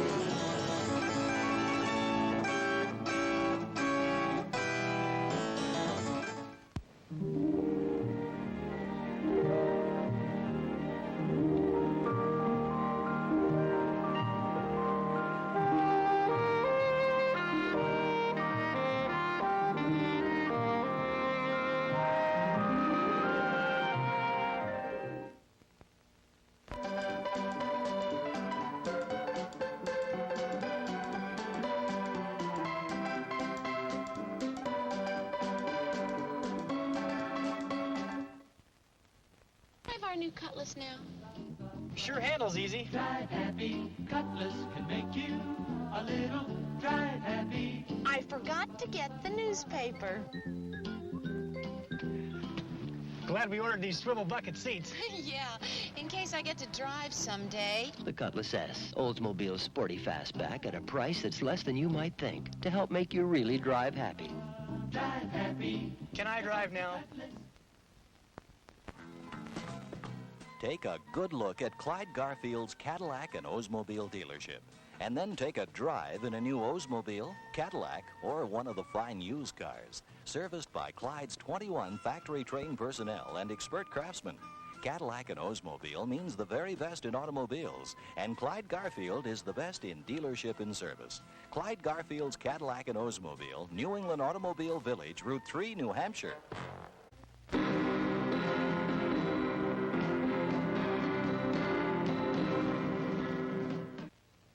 You're invited to stop in at Nashua's own McDonald's on Route 101A. You'll find McDonald's high-quality, fast service, and reasonable prices. Also, visit McDonald's at the Drum Hill shopping area in Chelmsford. Treat yourself and the family at McDonald's soon.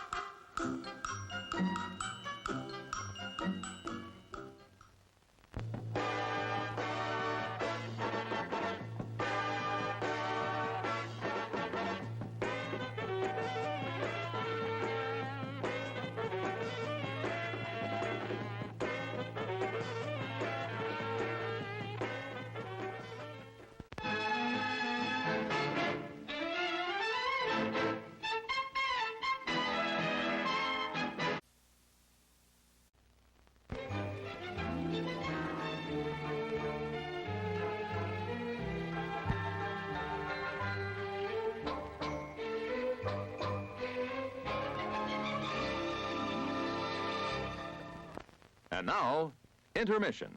Refreshment time.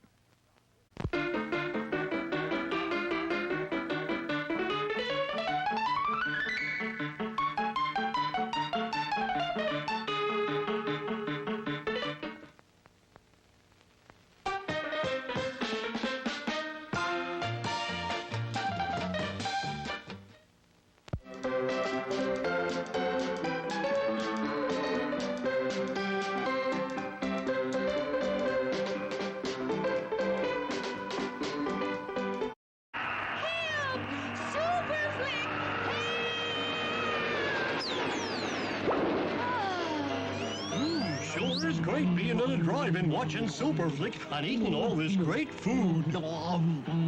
This flick is making me hungry. It makes me want to flick my bick. We should have gone to the drive-in where we could eat and flick to our heart's content. Well, what are we waiting for? Well, come on then.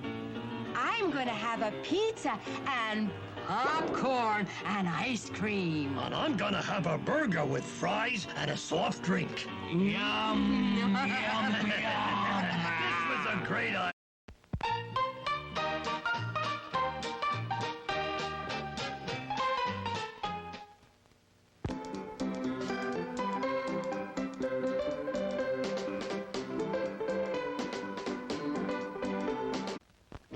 No, that's not big enough.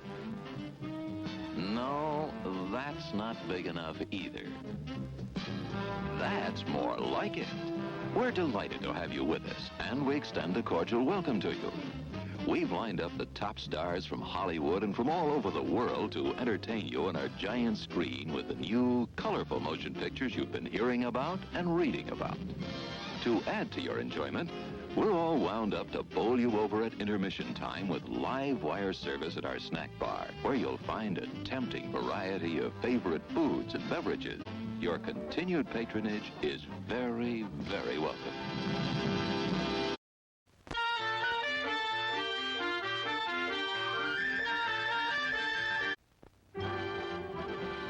It's intermission. Rise and stretch time. Time to refresh yourself and visit our snack bar. Got a yen for hot popcorn? Your favorite soft drinks are sparkling cold. The juicy Frank sizzling hot. There's delicious coffee, freshly brewed, and all kinds of ice cream and candy to tempt you. Showtime will be announced loud and clear to get you back to your car in time. So stretch your legs. Come to the snack bar now.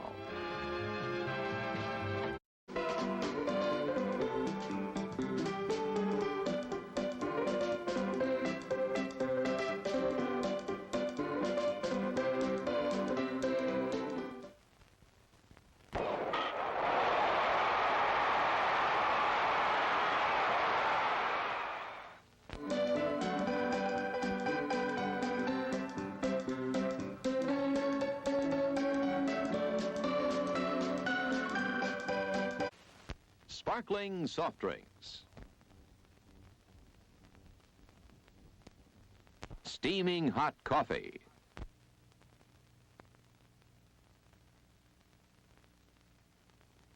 Steamed or grilled hot dogs.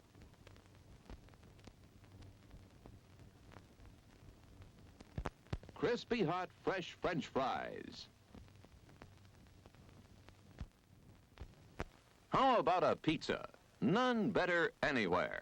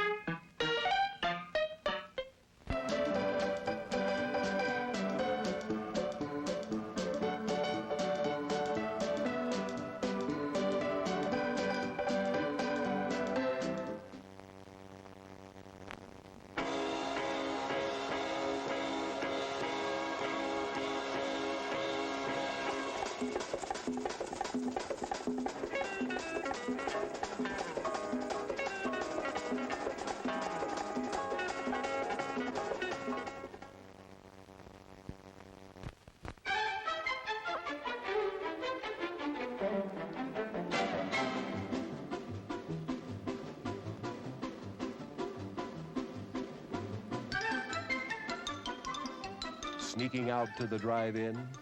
Why not take the kiddies along and save the expense of a sitter? Everyone enjoys the drive-in.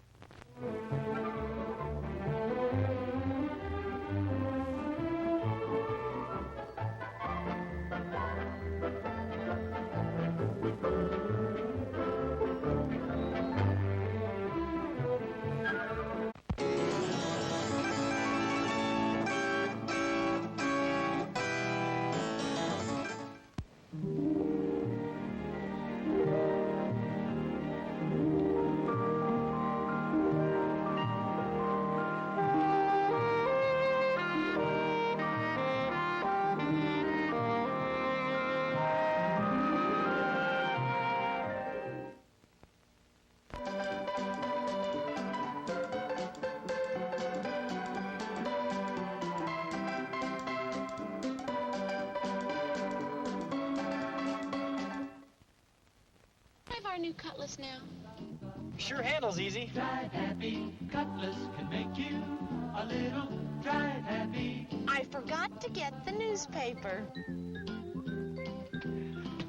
Glad we ordered these swivel bucket seats. Yeah, in case I get to drive someday. The Cutlass S, Oldsmobile's sporty fastback at a price that's less than you might think to help make you really drive happy. Drive happy. Can I drive now? Take a good look at Clyde Garfield's Cadillac and Oldsmobile dealership. And then take a drive in a new Oldsmobile, Cadillac, or one of the fine used cars. Serviced by Clyde's 21 factory-trained personnel and expert craftsmen. Cadillac and Oldsmobile means the very best in automobiles. And Clyde Garfield is the best in dealership and service. Clyde Garfield's Cadillac and Oldsmobile, New England Automobile Village, Route 3, New Hampshire.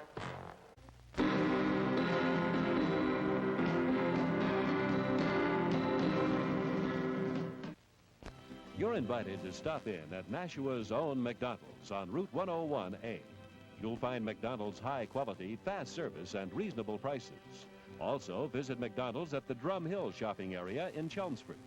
Treat yourself and the family at McDonald's soon.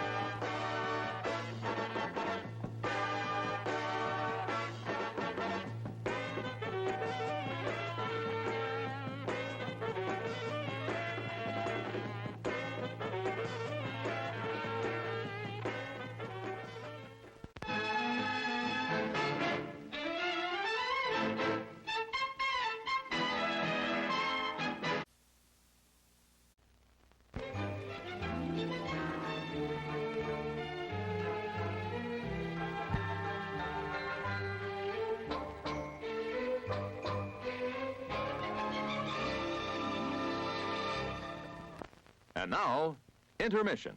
Refreshment time.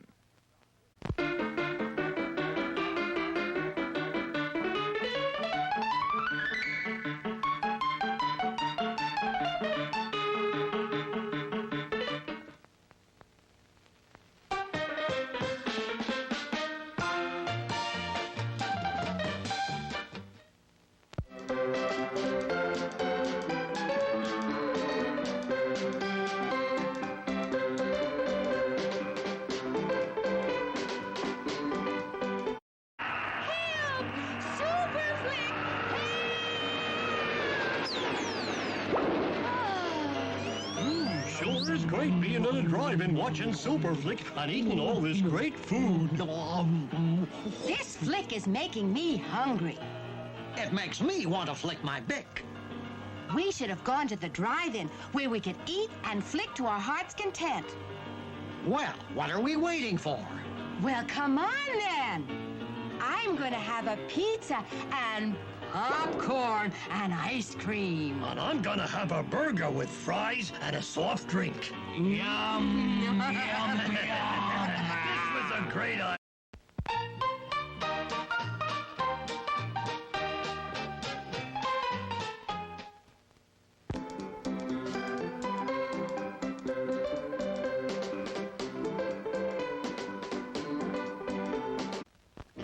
No, that's not big enough. No, that's not big enough either. That's more like it. We're delighted to have you with us, and we extend a cordial welcome to you. We've lined up the top stars from Hollywood and from all over the world to entertain you on our giant screen with the new, colorful motion pictures you've been hearing about and reading about. To add to your enjoyment, we're all wound up to bowl you over at intermission time with live wire service at our snack bar, where you'll find a tempting variety of favorite foods and beverages. Your continued patronage is very, very welcome.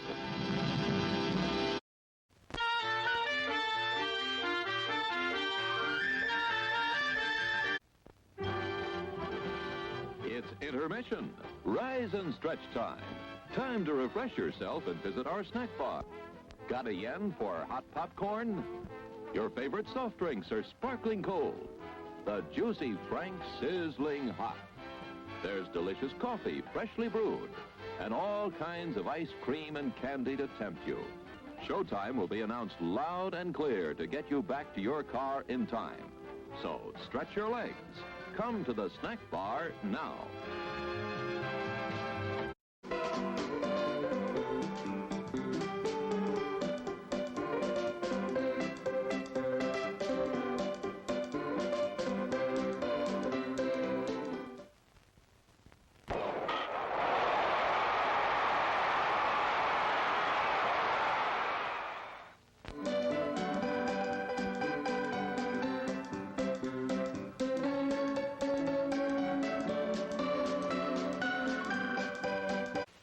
Sparkling soft drinks. Steaming hot coffee.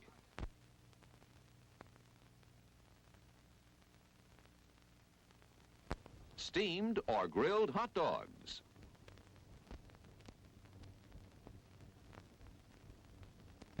Crispy hot fresh French fries. Fuck you. Oh, fucking, that's a verbal, you verbally pantsed me. And I got up, I threw my finger to the sky really energetically. Like you pantsed me.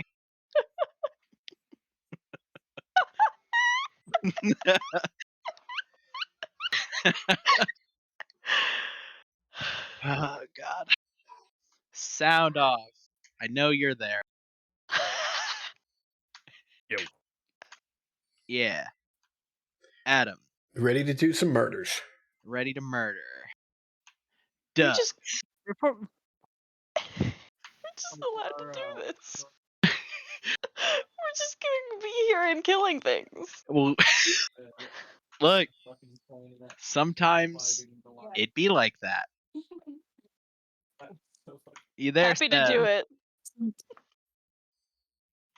You there, Sev?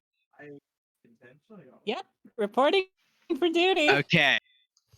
So you reach the bottom of the elevator with sort of a resounding like clang. There is a brief beat, and the door opens up to this. There is a brief beat here where are two people, these two right here, that seem to be like looking over kind of in a perfunctory way towards the elevator, but just sort of freeze for a second, seeing a whole bunch of assholes just sort of, you can arrange yourself in whatever order you want, by the way. I just sort of like dragged you from the other little token sheet I have onto here. Oh boy, can I not move these guys with my... Oh boy. And I think everybody can roll into initiative. I think I'm gonna presume that as you were, I suppose, when you were going down the elevator, I presume each of you kind of was like getting ready for the shit to hit the fan when you hit the bottom, given that Constance was already prepping stuff. I mean, yeah, maybe not this much shit this soon, Yeah. but well, yeah.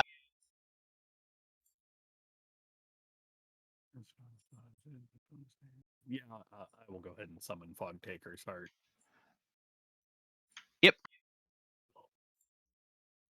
So, real quick, let me get you. Weirdly, will be getting a surprise round. If only because, like, I think this is one of the things that nobody is really expecting to occur. Let's see.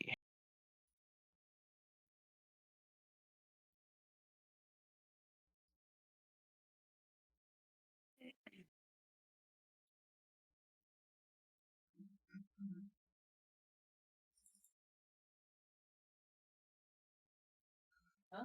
I had it. All right. So, only these two right here seem to be fully paying attention, and they both are pretty. You can't see their faces, but all of their body language is saying they are completely shocked to see the group of you step out. So you got the jump on them, Ducks.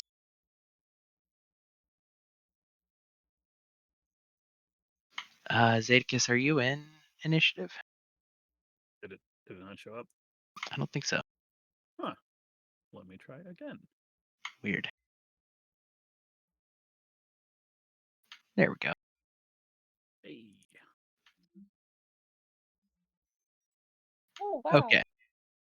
So, you're up, Ducks. Oh no, you just gave me a kiss on the knee These guys definitely look like like that. aggressive, like they're weapon wielding. Yep. Okay. I didn't want to just attack a warehouse so worker. A brief description.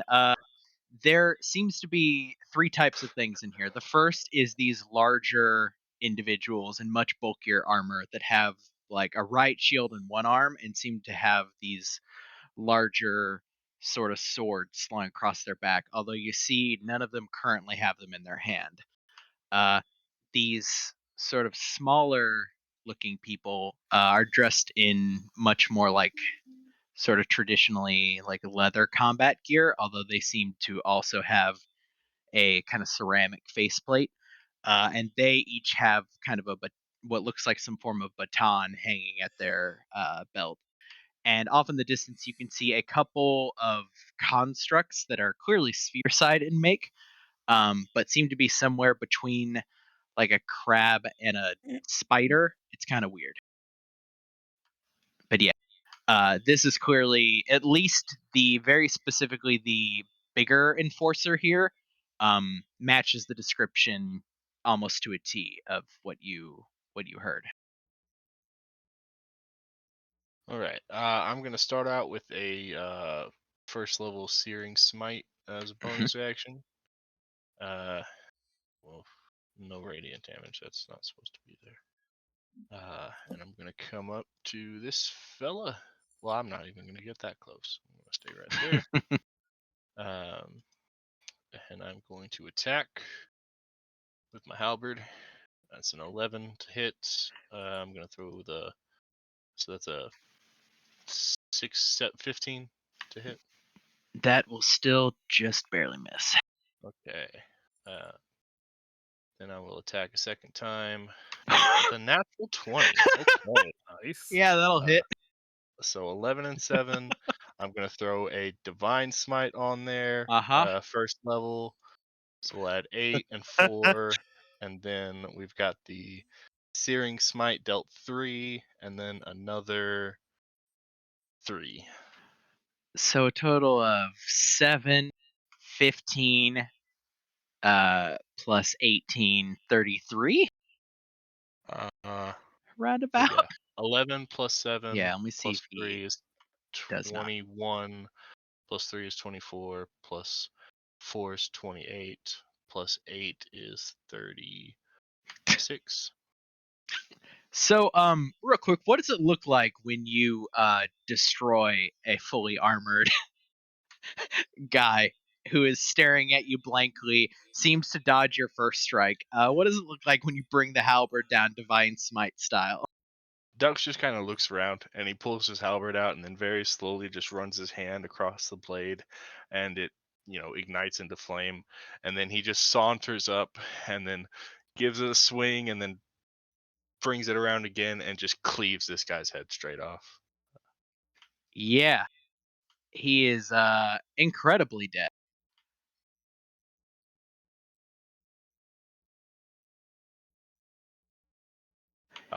And that's it for my turn. Well, I'm going to move up to, let's see. I think this space puts me within 10 feet of both of these guys.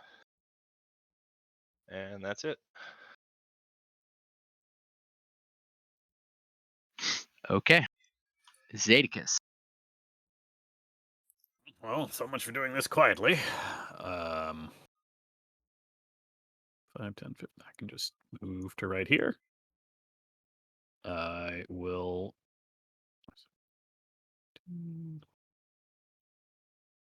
Right? Yeah. Sorry, the large squares and the small squares are throwing me off. Yeah. I will make an attack at the one guy in reach with Fog Taker. I guess I will have to use a bonus action. I can't aim because I've moved.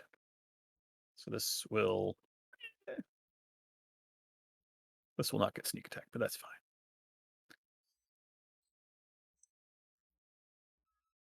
$21 to hit. That'll hit. I don't know why that's already rolling damage, but that's 11 damage. Okay. Oh, wait, these two. You said this is a surprise round. Mm-hmm. That only matters for someone else. Doesn't matter. Yeah. That is it for me. I will use a bonus action to give help to Sev. Got him by the leg. Sev, punch him.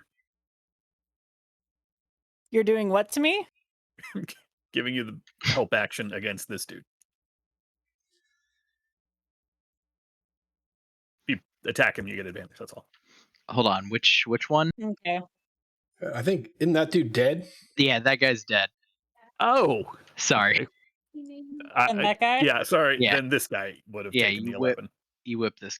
He's looking, sorry about that. He's looking pretty poor. Fair.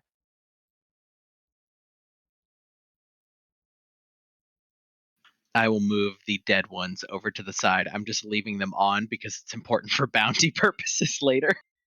And I will spend a further 15 feet of movement to back out. Okay. Constance. All right, Constance is going to cast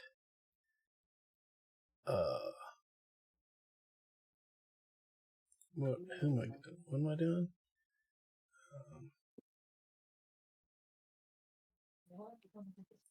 I am going to cast Bless at 2nd level and bless everyone except myself. Cool. And I am going to move 1, 2, 3, 4, 5, 6. All right. Sev. I think Sev is just going to, in that case, run herself over here and do a big ol' Thunder Gauntlet punch. Mm-hmm.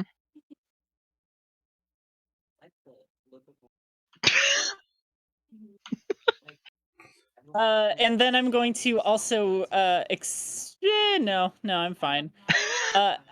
Does that first one Yeah. kill him? You just fucking like uppercut and just like take his head, like scrape the whole front of his helmet off, face and all, and just send him backwards. 20. I don't have 5 more feet of movement. I could have used my other attack. Ooh, sad. Sad days.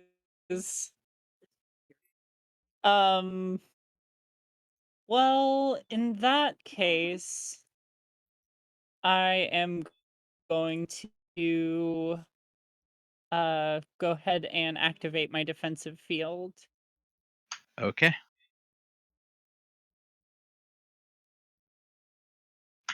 Beacon. So as the Echo draws their blade to attack this guy, the body runs this direction. I'm going to attack this one first. 18. Yep. Alright, hold on. Is this doing this right? Yep, that's right. And then I'm going to attack this guy. And how are either of them looking? The one so the smaller guy that you just attacked is looking pretty hurt. They are not as beefy, clearly, as the larger ones, or rather, the more heavily armored ones. Okay. Then I am going to attack this one again. Nice. Yeah, he is just barely standing. Okay. Then that will be our turn.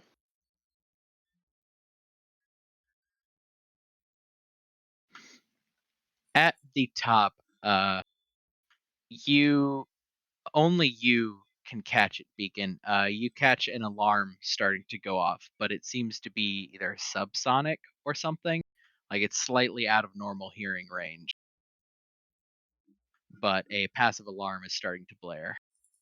We just yell that we are had. Okay. We are known. We are back to Dux.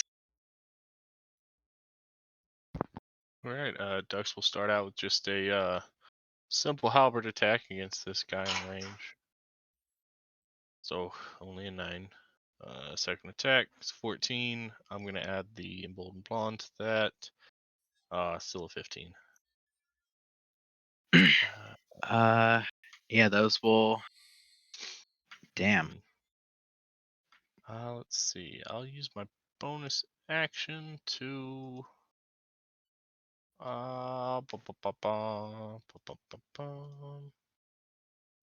to cast Shield of Faith on myself. Okay. Zadicus.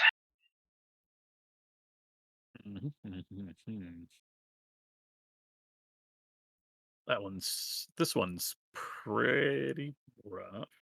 15 now, because why am I in a party with polearm users? Get next to people.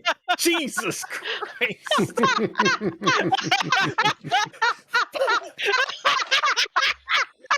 Holy shit.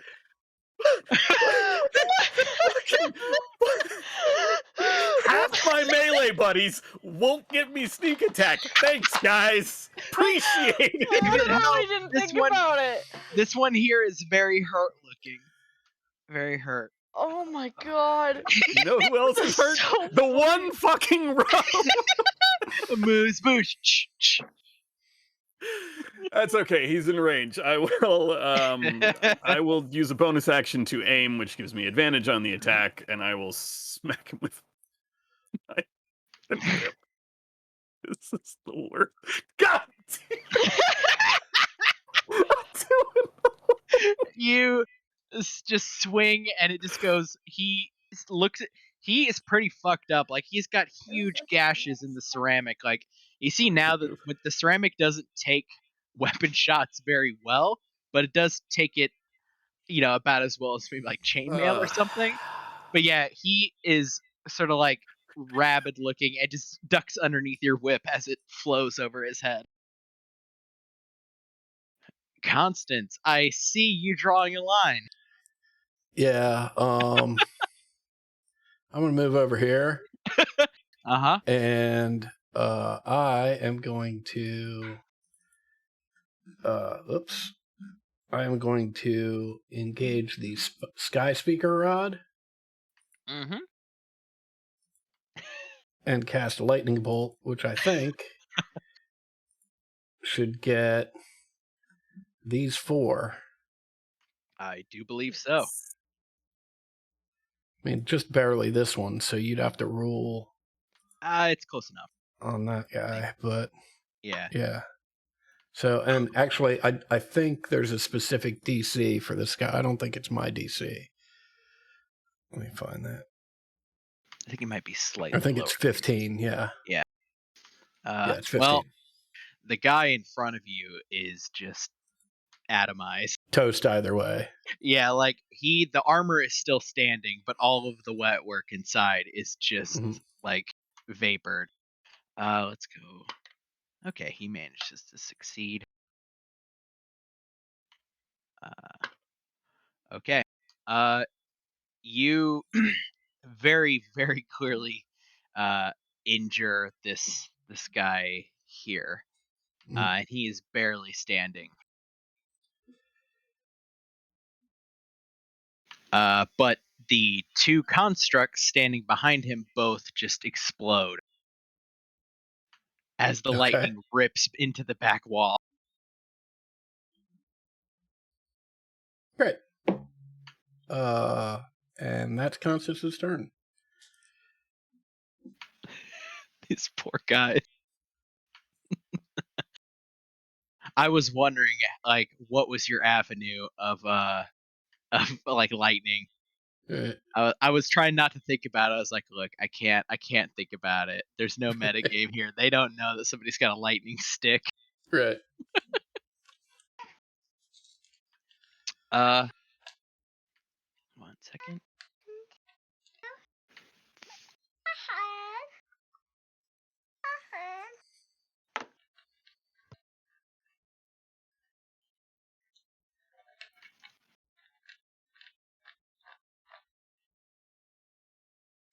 From the barracks, 2 more of these things skitter out and seem to assess the situation. One of them skitters over to here, and it is, you see its weird little like crab eye stalks pop up, scan around once, and a little like force dart pops out of its front and shoots at you, Sev.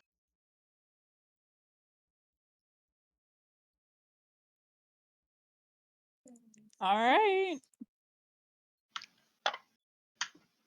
What's that hit? It like shoots and like it looks like its foot slips or something, and so it just fires straight into the ground in front of it and seems to right itself. It certainly does not hit you. Wanna try again? All right. There is only one of these fellows who currently remains standing in this room. It is going to run at you, Beacon. Okay, better. 23. That's a hit.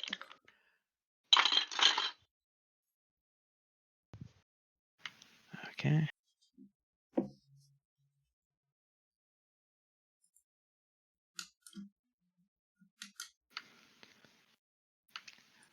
for 6 slashing damage. Uh-huh. And then it'll swing again for a 17. That barely hits. Okay. Oof. 12 slashing damage. All right. And where are these things? Oh, This is they're the one right next to you. okay.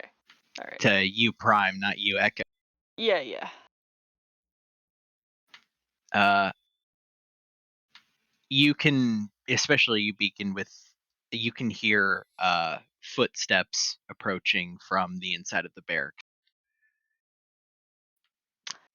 I'll shout that there are there are more things coming from the barracks. Mm-hmm. Or from that direction specifically, and point our glaive in that direction simultaneously. All right. Having seen this just utter carnage, and this being the first time these things are allowed to do anything, let's see who. Each of them seems to be avoiding you for the moment, Beacon. And they all three sprint up onto Sev. Yeah, I did powderize their friend. As they take their batons out, give me a quick Arcana check, just because it's a new tech you haven't seen before. All right.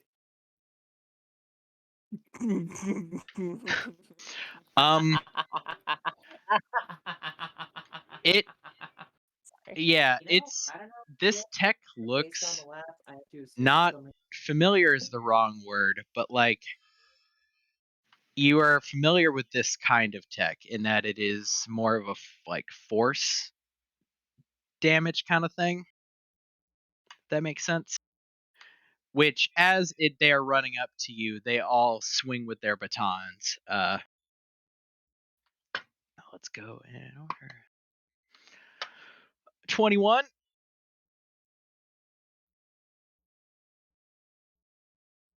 That's a hit. 8 force damage.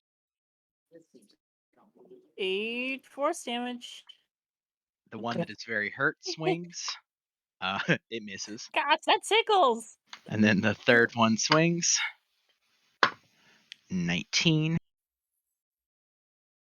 for 7 force damage.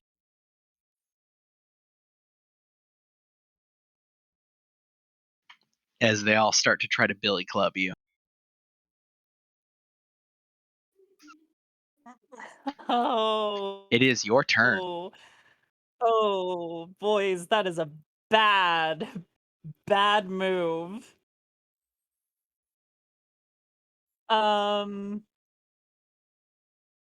She is going to go ahead and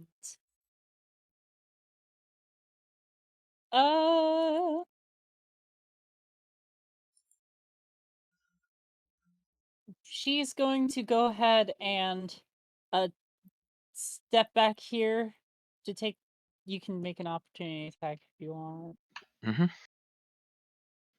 Yeah, they'll fucking and miss. then Lucky. she just shakes her head as the gauntlets like whir up, and there are like 2 openings in the palms, and she's like, "See ya!" And cast Burning Hands as a 2nd level spell to hit all of them. Okay. I have one first, I think. Okay, let's see. One of them just burns alive. The one that was already hurt from being hit by lightning is now just on fire, screaming as he goes down.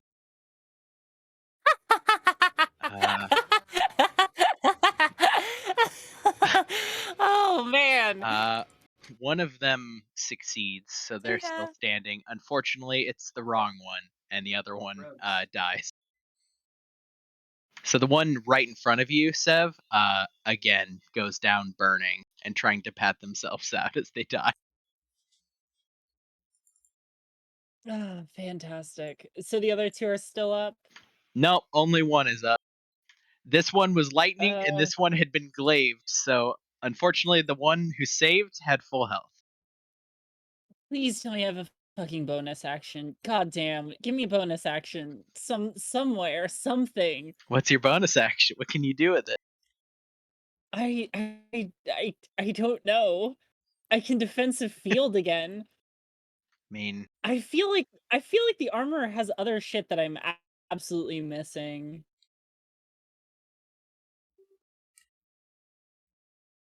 Because it can't be just defensive field, right? I think it might just be defensive field. Okay, yeah, Because the other thing and is then the there's weapon. yeah, and then there's other stuff that the armor does, but it's not Yeah. Passive stuff. yeah. Then I'm just going to defensive field again. Okay. Beacon. You're She is squaring off. laughing maniacally. It's pretty great for you, Cody, that you don't do flanking in this game. Uh-huh. The mist is going to dissipate and then reappear Look. here. And we're going to attack this one. Yep. Yeah, that'll do. You fucking cleft in twain. Just hook from behind. Just pull down. And then the one beside me. Oh! Holy God moly. damn. Yeah, this on his last legs, you tear off like all of the armor basically from shoulder to hip. And leave like a gash behind. Like it like pulls the armor off and like cracks it in half and throws it to the ground with the force of your swing across him. Awesome. And then I'm going to move 1, 2, 3, 4, 5, 6, 7 out this way. And that's my turn. Okay. At the top.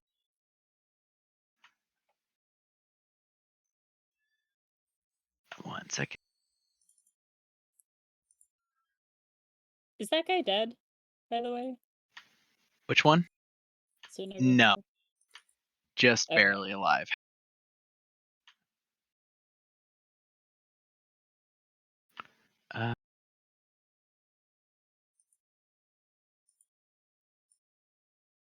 One second.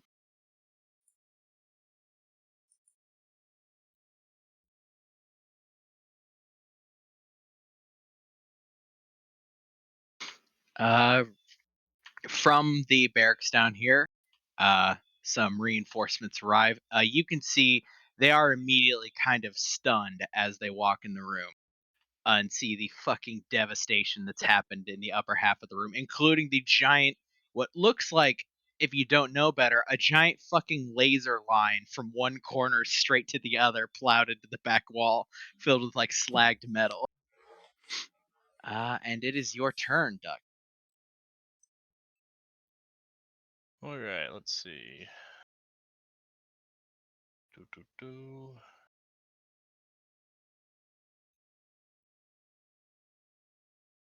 I'll move up. Let's see. Just take my movement here. Then I'm going to use my bonus action to just Misty Step right in. Jesus Christ. Yeah. Okay, I appreciate it, but I don't need it that bad. And then I'm just going to start with the person directly beneath my token. Get a halberd attack. 21. Yeah, that'll hit. Little smite on that for an extra 13 radiant. Okay, let's see. Sorry, ping which one again? The one below me. Yeah. That one goes down. He's squishy. Okay. And then second attack will be against the person to my left. 21 for 7. That will hit. That's it. I love just keeping a kill tally over on the side here. Just a growing list of bodies because I'm like, I said what I said. Okay. Yeah, you rake across for 7.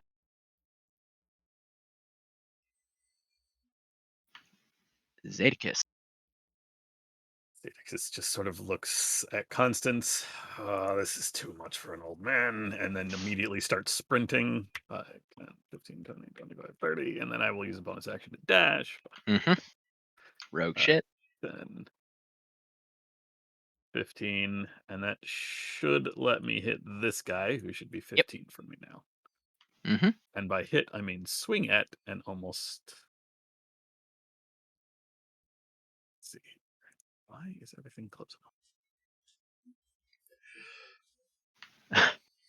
Yeah, that'll do. There we go. That should have sneak attack, so that is 17. Okay. Yeah, you like crack as you swing across. You like crack the side of his helmet, and you can see like the sort of cloth garment he has on underneath. And is it an action to lock on? No. But I have to not do damage, so never mind. That's it. That's my bonus. I took my bonus action to dash, so. Mm-hmm.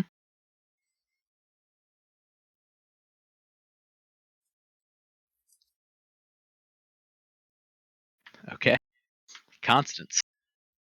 Constance, I imagine, just starts walking until she sees ducks just materialize in the center of all of these individuals, and then Zadicus start booking, and she'll start booking. Give me a quick perception check as you walk by that doorway. Mm-hmm.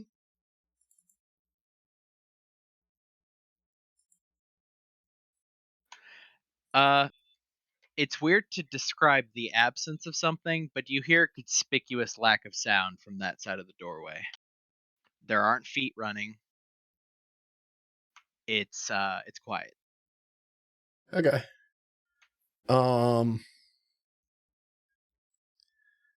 I'll get to here, I guess. I'll do a... no, I won't. I'll just, at the same person, I believe, this character that I saw Zadicus firing at, I will... Let's see if this actually works. Looks like it, yeah. Yeah. Oh, he'll fail by a wide margin. What does it look like when you shake a person apart with the Toll of the Dead?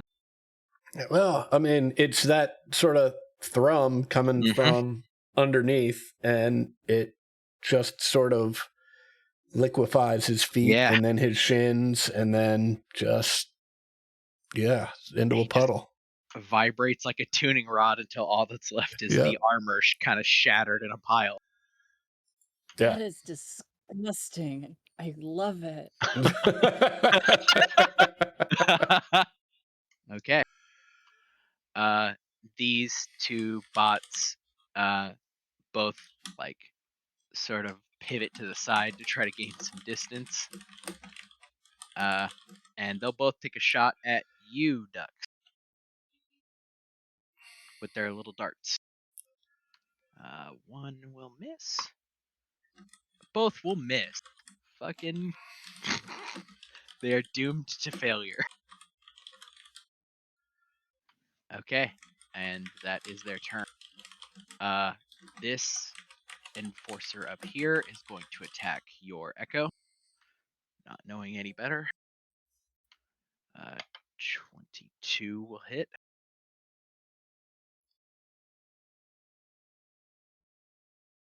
For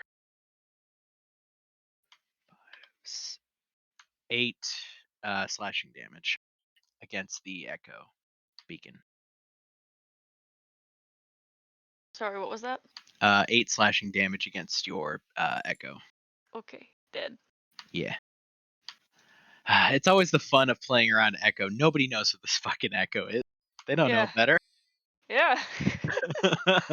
That's why, like, playing this build as an archer is virtually indestructible. Yeah. But I'm no bitch. I get it. Okay. I am definitely a bitch, so I'm writing down Echo Knight and Archer in my little notepad over here. Thank you.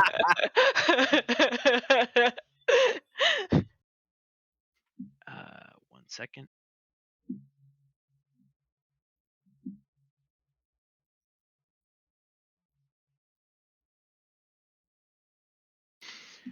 Okay. The one remaining in here is going to take a swipe at you, Dux. Obviously, since you are large and in charge in front of him. Oh, hold on. We'll miss you, Duck. Doesn't he? You just, like, he swings with his baton and you just bat it aside like it's nothing. Sev.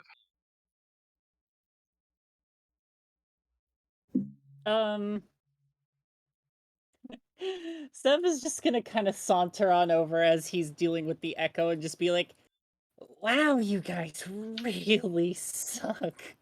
And powderize him with Jesus Christ. an attack. Yeah, the second one will do. she'll punch at him and then punch him again. Oh man. Yeah. 2 attacks. I haven't played a character with 2 attacks in so long. This is nice. He gets his shield up and blocks the first one, and then you just southpaw, like, around the side and just crush his arm, which then crushes into him, which then crushes all the ceramic as he just sort of shatters into, like, fiberglass pieces on the ground. There's some wet stuff in there, but Don't be concerned with the wet stuff. I have a little bit of movement left. I moved from like 20 feet, so I have like 10 feet movement left. I'll just go ahead and try and join the fray here. Yeah, turn. Beacon. Dope. I'm gonna resummon my Echo. Yeah. I'm gonna put it here. Oh, that's a really good spot. God damn. And then I'm going to move. I'm working on it, kid. And I'm going to move to here. The Echo is going to hit this thing.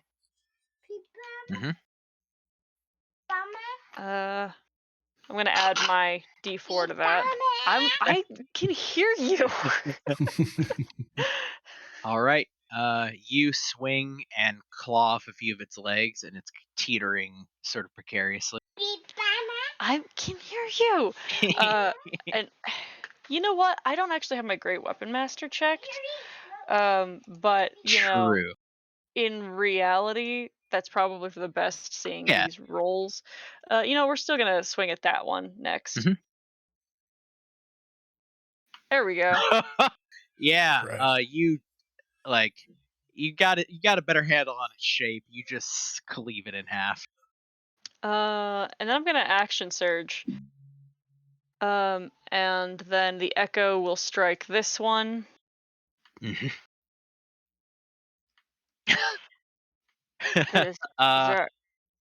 14? Yeah, 14. Okay, that'll miss, unfortunately. Okay, and then I will strike. The body will strike. Oh shit. Oof. Okay. You That cursed sucks. yourself by mentioning Great Weapon Master. I did. You said something out loud. It's actually why I didn't have it checked in the first place. So I was like, this has not been working for me. You in were the doing past. work before it. Yeah. Okay, off go the check marks. We'll give that one a rest. That's it. Okay. you hear more footsteps coming from the barracks. You sort of strain to hear Constance and still don't hear anything from the holding. Mm-hmm. And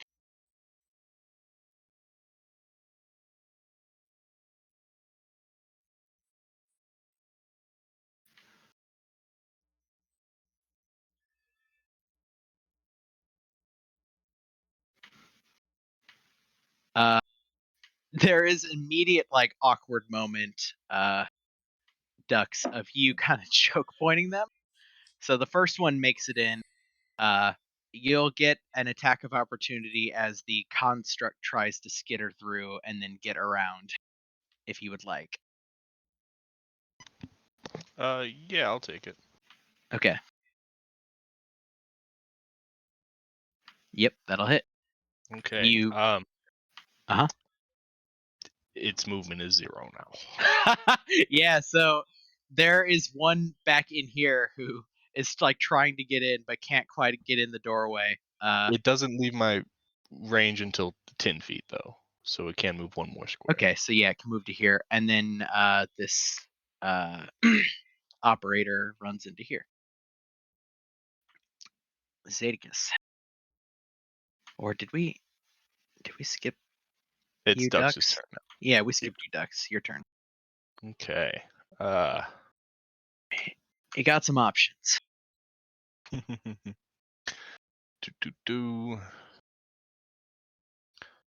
concentrating on Searing Smite. Or Shield of Faith, I mean. Mm-hmm. Okay, well, I'll just keep it simple. We'll start with the guy to my left. So, that'll hit. 8. So just 4 slashing. Take another attack against them for 19 for 10 slashing. Yeah, he's looking pretty hurt. All right. Don't have anything with the bonus action, so that will be it. Putting a red dot on the ones that are pretty hurt. It's a lot of stuff in play. Okay. Zadicus. Instant spider coming your way, and I'm gonna swing at this guy. Mm-hmm.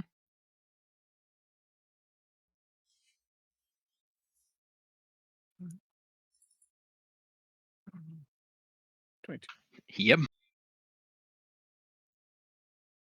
That'll do. You just fucking whip across his head. Fucking crack the plate in, and he just crumples. As a bonus action, I will help. I will give the help action on the last plateware to Beacon. Okay.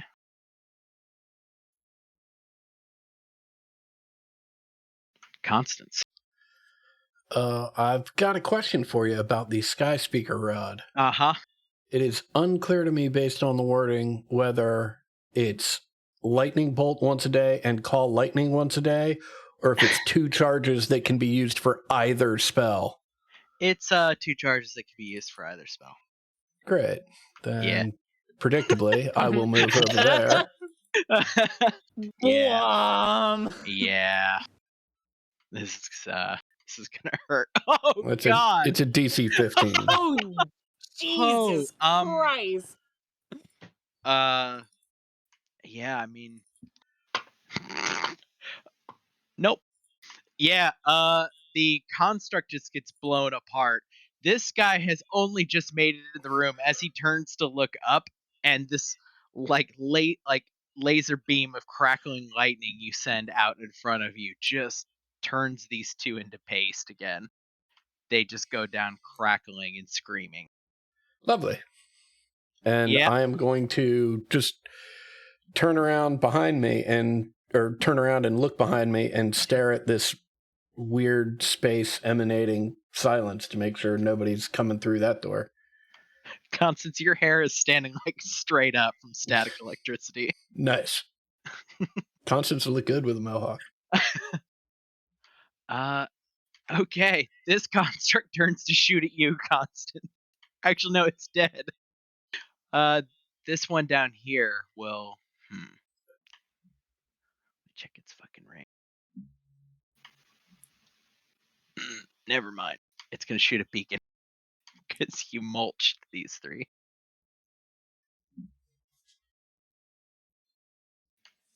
Ooh, there's a nat 20. Hit me, baby. Yeah. Ooh, you love to see it.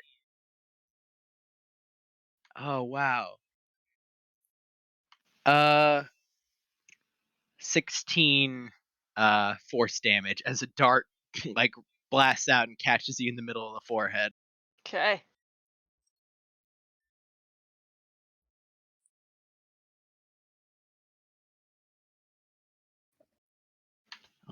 Let me clear the human debris.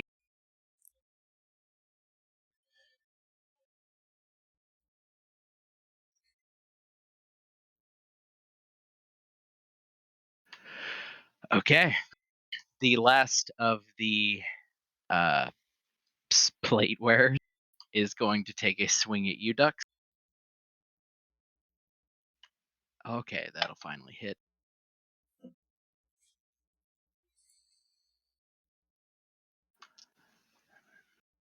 For 11 slashing damage. One more swing. Nope. That'll miss. You got a lot of AC.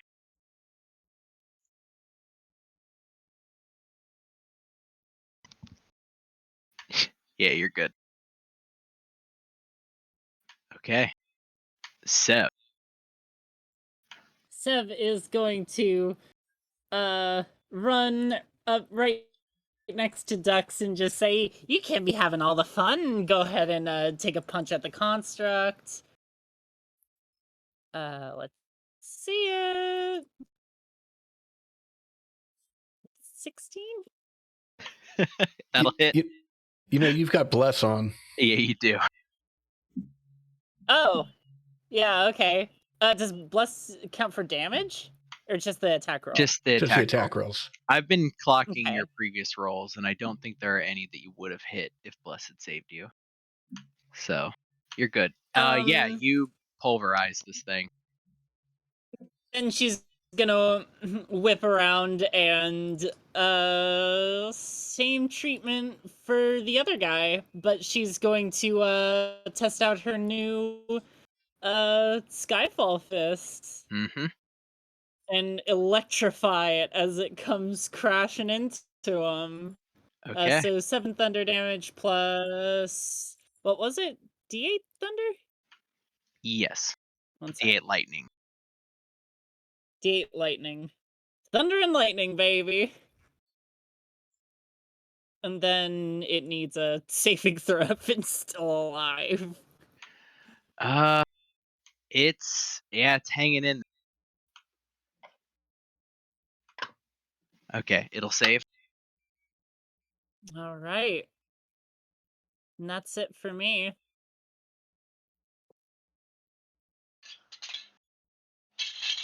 Beacon. From where Alley-oop. we are, the Echo is going to target the one remaining. Mm-hmm. Let's add my. How's that? Yep. I'll do. 13. How's he looking? Just barely hanging on. Okay, we'll attack again. Yep. For 5. That'll do it. Okay, great. And bonus action. Actually, no, we'll leave that. We're good. Yeah, as he goes down, there is silence. No more run out of the barracks, the little placard above Reed's barrack. Is the alarm still going? Yes. Yeah, We it's still silence have for an everybody alarm. but you. The machines still know we are here. Any idea where they hit it? Maybe we can shut it off. Sev, this seems like your kind of thing.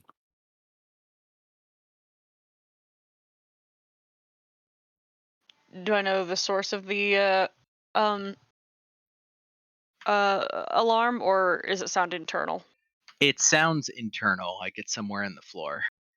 Okay. Um. We will not be able to find it. We can only beat it.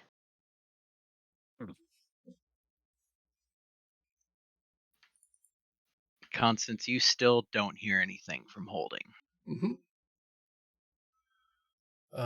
If there are any oh, go ahead.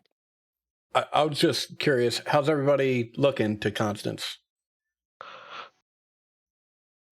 Anybody Bloody. beat the shit? Bloody, but having a great time. Yeah, it looks like Beacon and Sev took some substantial damage.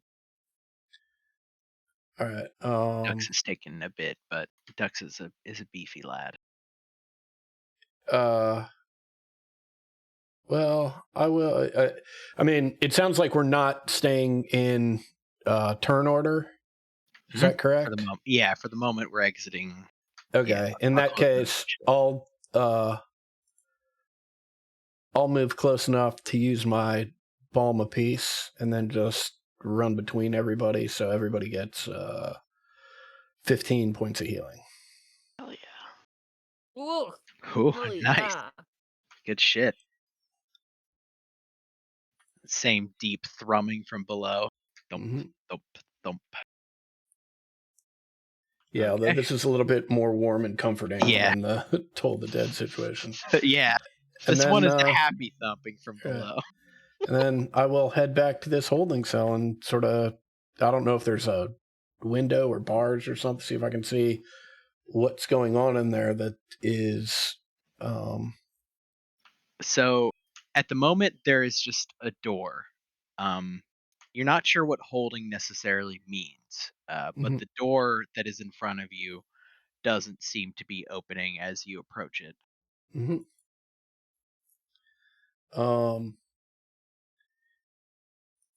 I know a thing or two about magical silence. So I will take 10 minutes or so, sort of meditate and try and commune figuratively with the effort and cast Detect Magic to see if that's what's going on here. Yeah. So the second your eyes sort of lock on, you can see that just kind of beyond where your physical eyes can see of this door, yes, you very clearly catch a magical silence has been cast on the other side of this door. Mm-hmm. You aren't sure, like, you can actually, from where you can see, it's odd, right? Because you can penetrate. So you see it extends some way down what looks like it might be a hallway. Like you get a brief little like echolocation flash of the magic as it is spreading back, and there does appear to then be, you would know, a hallway behind this holding that seems to have silence cast over it. No other magic around this door? Nope. Okay. It is mechanically sealed, you would guess, at least. Okay. You know. I'll just let everybody know that someone has taken care to silence whatever is beyond this door magically. I would guess that that's a strong indication that we should investigate further. Sure. Is it Let me locked? take a crack at that door. I'll grab the door handle. Is it locked? It does seem to be locked. Yes. So when you try to press where the door handle should be and try to slide it, it doesn't move. Just boom. With that, you notice when you try to do that, actually, it doesn't make a sound either. Okay. With that, I will step out of the way. Is there a visible lock? Not that you can see on the outside of the door. There is a panel to the right of the handle that might have something in it, but that's like very clearly visible, but Sev, shall we get to work? Yeah. Get this open? Yes, Sev's gonna go ahead and do that. Good luck, Sev. I can provide assistance if, Yep. depending on what this is that you're doing. I also have the multi-tool. you that do I indeed.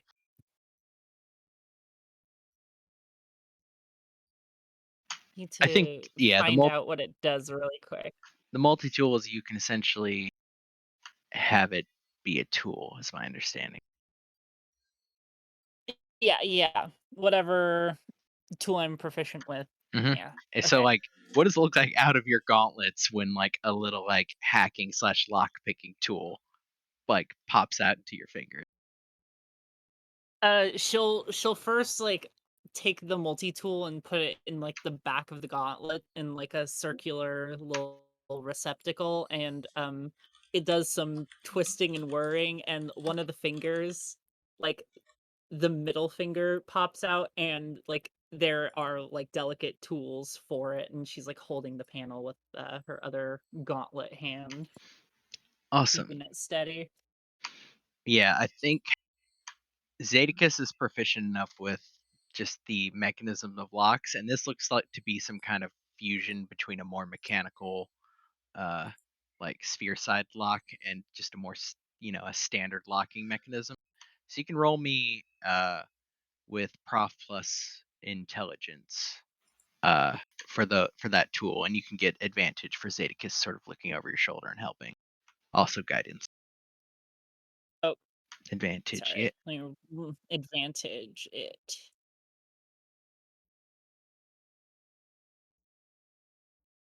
Okay. Okay, guidance. Guidance. Fuck me. Yeah, the door like shutters, and you figure you can get it open. And you see, like, stop right before, because you're pretty sure once it's open, you think what you probably engaged is a open and close mechanism that might just keep repeating.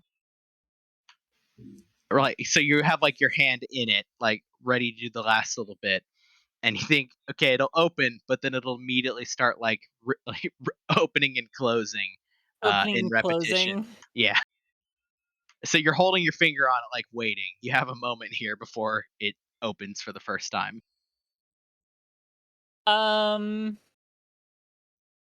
She's gonna tell.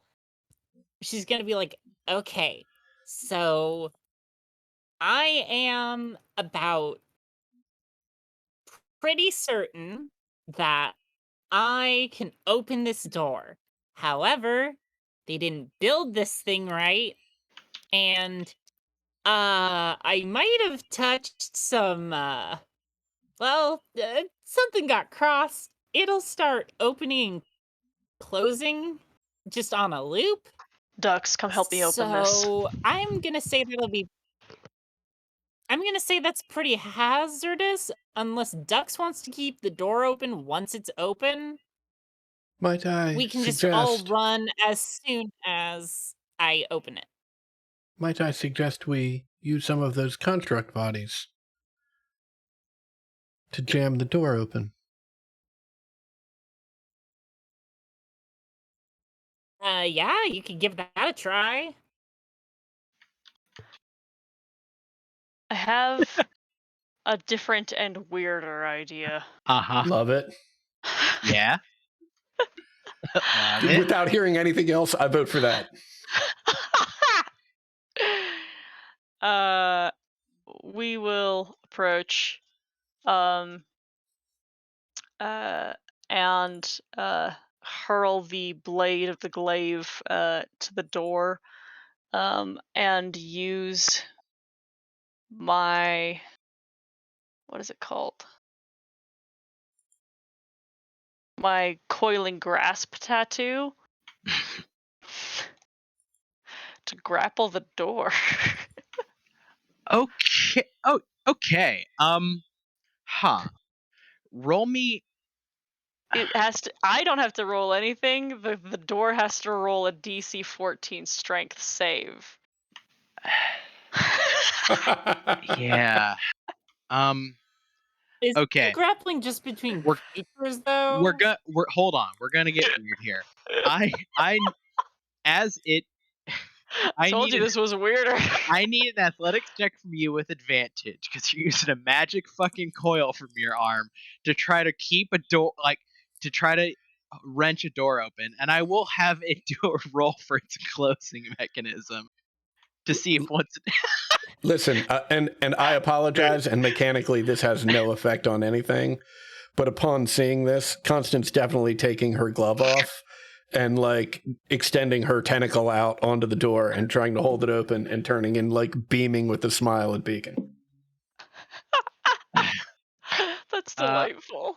I don't think the 10 minutes is actually up yet. Constance ritually cast detect magic. Got it. Okay, correct. Yeah.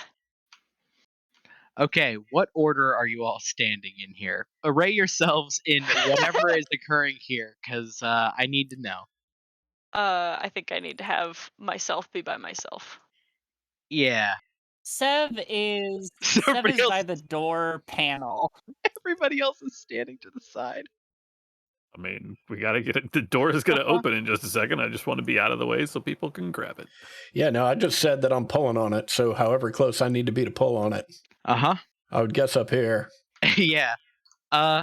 So with a wrenching motion, the door, as this like ghostly tendril comes out, as the door is in the process of opening for the first time, the combined might just slams it into like its holding, and doesn't let it like open.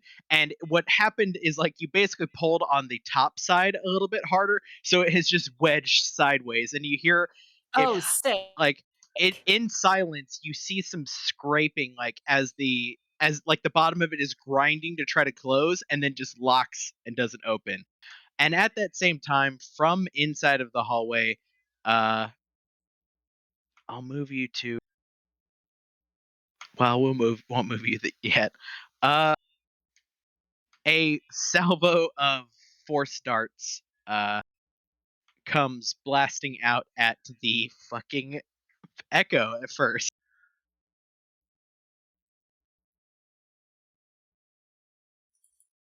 So let's see. Miss. Okay, finally a hit. For 6 force damage. Okay. Its AC is 17, if that helps you. Yeah, that's why it's that's why it's been missing. It's got a pretty good. Yeah, we have a pretty good AC between the two of us. And it then actually, without my stupid Mariner's arm fighting style, it would actually have a higher AC. And then a dart whizzes past your head, and you can all see a group of people. I'll take you to the map for a second because we're in the weird space where you can see them now, and they seem to be getting ready. And I think we will roll into initiative.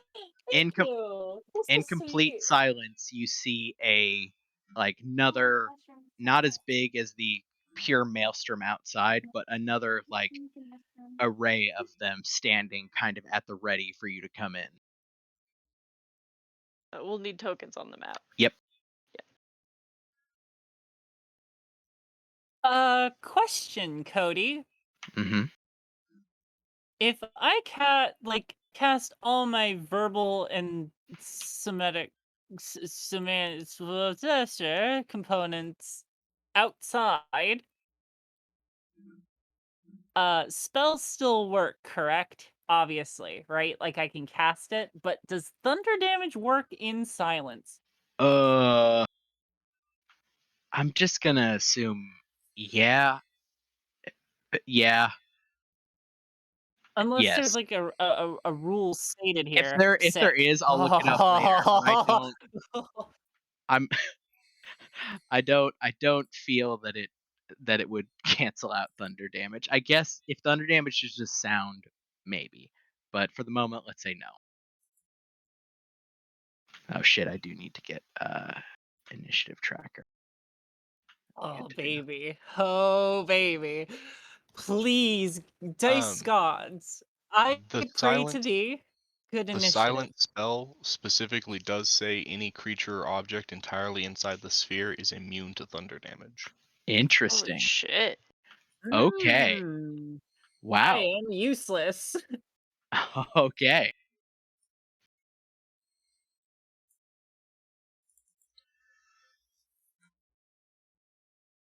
It's gonna be a fun guessing game.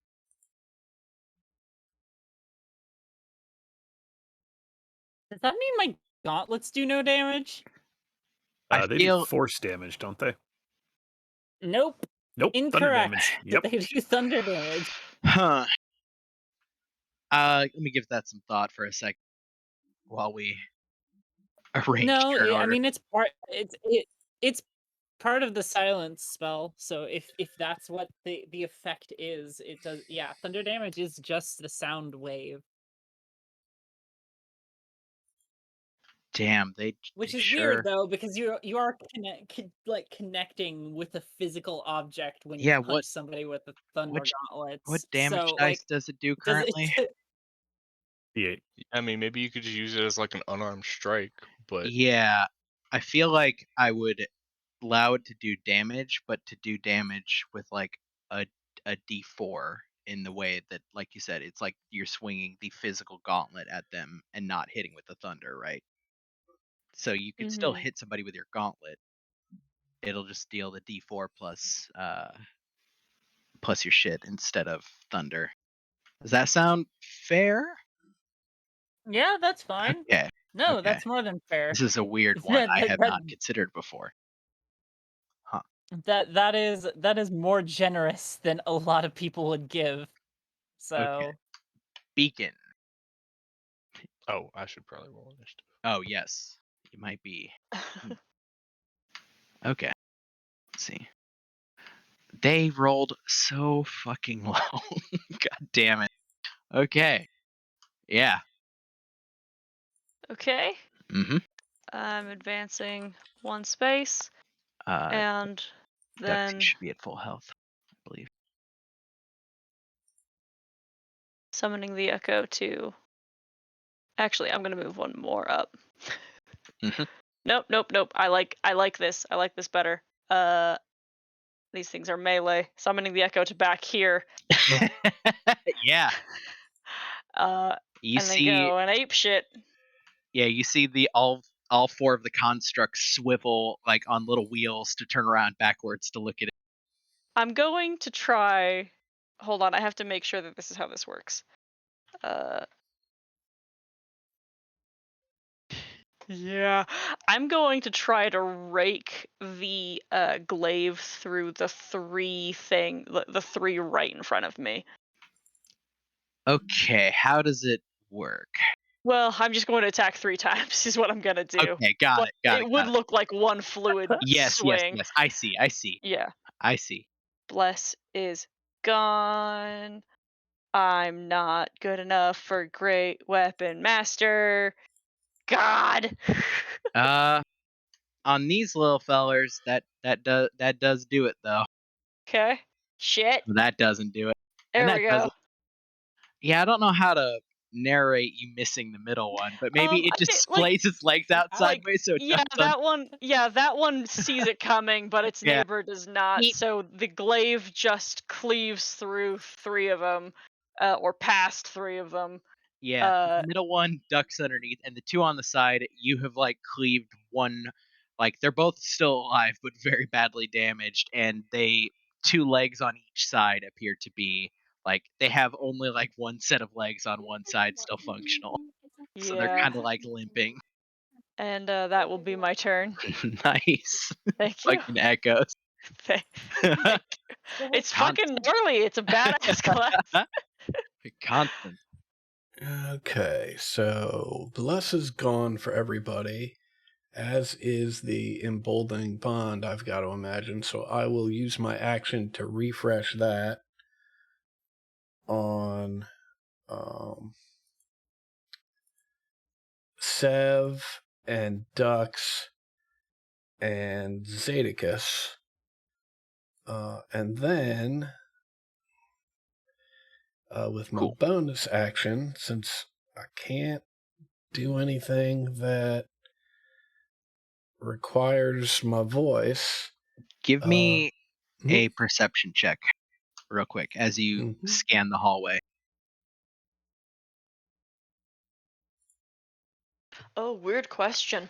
Does the silence bubble affect the subsonic? Yeah, actually. As in here, you would not be able to hear the klaxon continuing. Kick ass. Good to know. Thank you.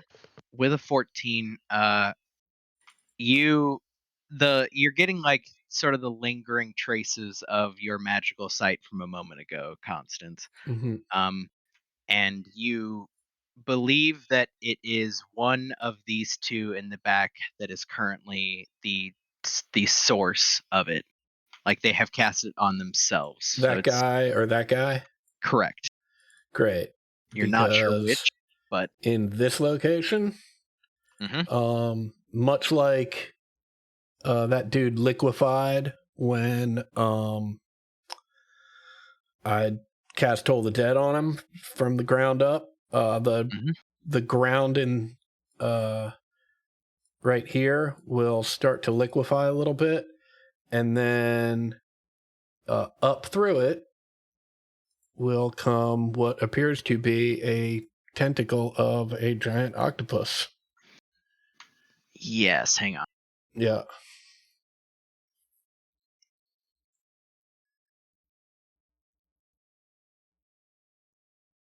Oh, Constance is Alawi. I get it now.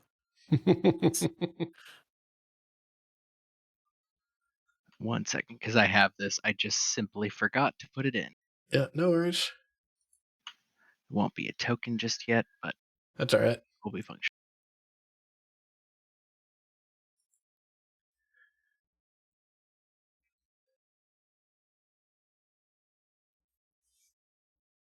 Yeah, I can't imagine this is going to be super effective.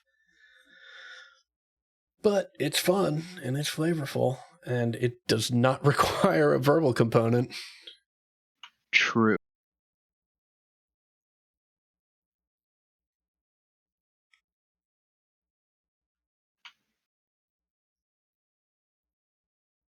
Huh. It's basically spiritual weapon when you think about it. It is, except that it's keyed off of charisma, which is not... Oh. Yeah, not a super good stat for me, but it's better than not being able to do anything.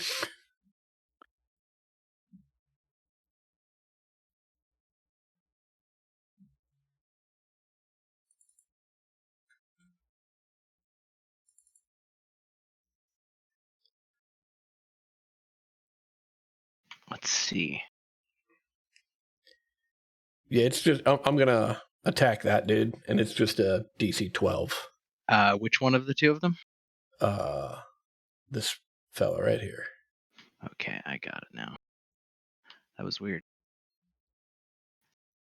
I'll make a token of it that looks pretty later. Yeah, fantastic. Sorry, ping it for me one more time. To the north of him. Okay. Of my tentacle friend. It has a DC 12 of what?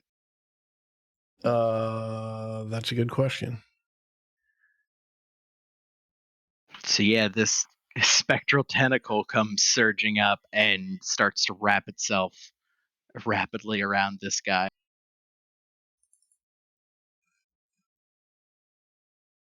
Let's see here. Oh, I'm sorry. I make a spell attack. Yeah, I was about to say, I thought this was an attack. Let me see if I've actually got it set up. I do not. It's okay. We can roll it out.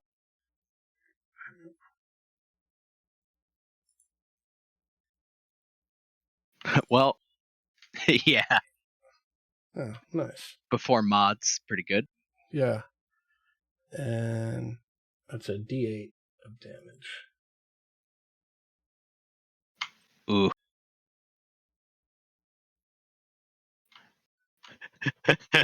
So yeah, it reaches out and seems to like wrap itself around his leg and just kind of tug, and he like starts swearing silently and turns around towards it. Okay. That is it. Zedekis. I will just this guy right here next to Dux, the Fog Taker's Heart. Mm-hmm.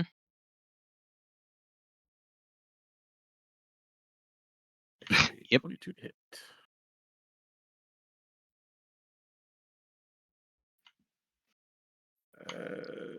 What is that? 18 total damage. Yep.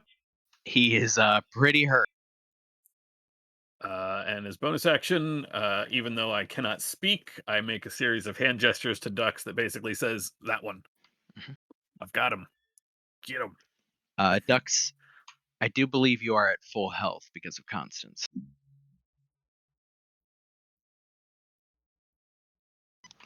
Okay, well, in that Before the case- first starts flying, I figured I'd rectify that. Oh, that's the wrong For the first spot. line. 18 because I don't have Shield of Faith, so that becomes 43. Okay.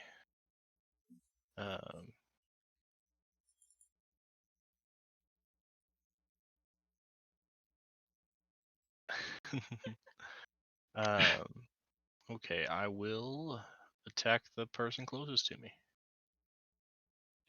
You have advantage. Not blessed, though. Hi. So, yeah. 11. Yep, he is dead. You Okay. cleave across him, knock him down. Then I will make my second attack on this one. Mm-hmm. 13. Unfortunate. Do you have bless currently? Did we get blessed again? Not blessed, but you the do have him, bond. the emboldened bond. Mm-hmm. Okay. Nope. Okay. Then I will just move right up here. Put as many people within my range as possible. Okay. This one here is going to take a step over and take a swing at you, Dux. And I'm going to do it. That'll miss. These two here reflexively turn and swing their batons through the kind of like ghostly substance of this tentacle and just bounce off the ground and are just staring at it in confusion for the moment. Especially the one that is currently being assaulted by it. But this one takes a big step back, and this one tries to kind of this one can't move because Dux is harrying it. So it is currently just staring at the tentacle and like swinging its baton through it ineffectually. Sev.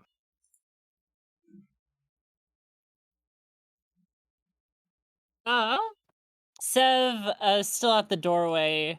She is going to press a button on the back of one of the gauntlets, and a giant glaive of spinning magnetic metal will emit from it with a very violent sound that no one can hear. Casting Flame Blade. Does that have a... And she is going to... Hold on, does it have a verbal? Oh, I'm outside the door. Oh, okay. She never, she was Yes. on the panel when it opened. True, you did stipulate you stood out for a second. We are kind of in a weird space, so potentially... Yeah. Yeah, that's my I mean, I'm only going here... Yep. Yeah. I'm gonna go here and whack this dude with the Flame Blade. Can I click it to make an attack? Because it's very strange that it doesn't have an attack thing. A melee spell attack. See, it should have an attack thing, but it doesn't. It because of the way Roll20 implements spells, it's not. Yeah, casting the spell doesn't actually do any damage, so it doesn't Yeah, like it's a- prefabricate a roll for you. Exactly. Right. So I Yeah. mean, if you have just like another cantrip that you could roll, that would do the same roll. I have Booming Blade. I don't think That's that a one. melee spell attack. Yeah, I guess. Yeah, but I think it runs into the same issue. It might. No? Yeah, see, I have an attack. Oh, wait. No, that's just the damage. See, Yeah, that's what I that's remembered. just damage. If it's got an Ugh. attack on your core sheet, that's the one to use to attack. It does, and that's the one that I use for Booming Blade, but it doesn't Yeah, populate the a spell's roll not set for up some to. reason. The button's not set up to make an attack roll. Is what it comes down to. Like Booming Blade, when I used it on Sigurd, had to use Shillelagh as the actual attack. You can basically make whatever you're casting your intelligence, so you can make an intelligence check. Mhm. Okay. But that won't have your initiative attack rolls or with your proficiency. gauntlet use intelligence, don't they? Intelligence and proficiency. So that Oh, should yeah. be That'll the do number. it. Yeah, gauntlet. If- we just if- modify the damage. Okay, yeah. Yeah. 19. Okay. So, yep. I would hit.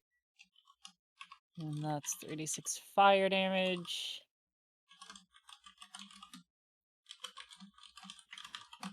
Okay. For 11 damage with this molten glaive of a little arm blade. So that's on which one? This. That's on, the one to. Yeah, just barely standing. Not looking happy being on fire. That's fine. She's gonna attack again.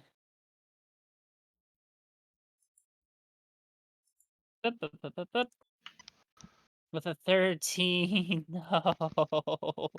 Wait, emboldening bond. That does something.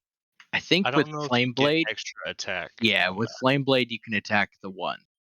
Your action That- is to make the melee spell attack with the blade. Yeah.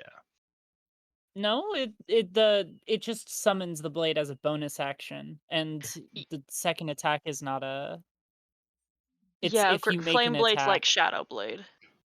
Yeah, the spell stipulates you can use your action to make the melee spell attack with the fiery blade. It's not quite as good as Shadow Blade, which just gives you a weapon. Yeah, Shadow Blade gives you all these things like this is a weapon, you use it with proficiency, this yada yada, but this one is just a spell attack. So I think only the one. Because like It's- Shadow Blade says, it it- counts as a simple melee weapon with which you are proficient, and it tells you how much damage. It doesn't say you use an action to make a melee spell attack in Shadow Blade anywhere.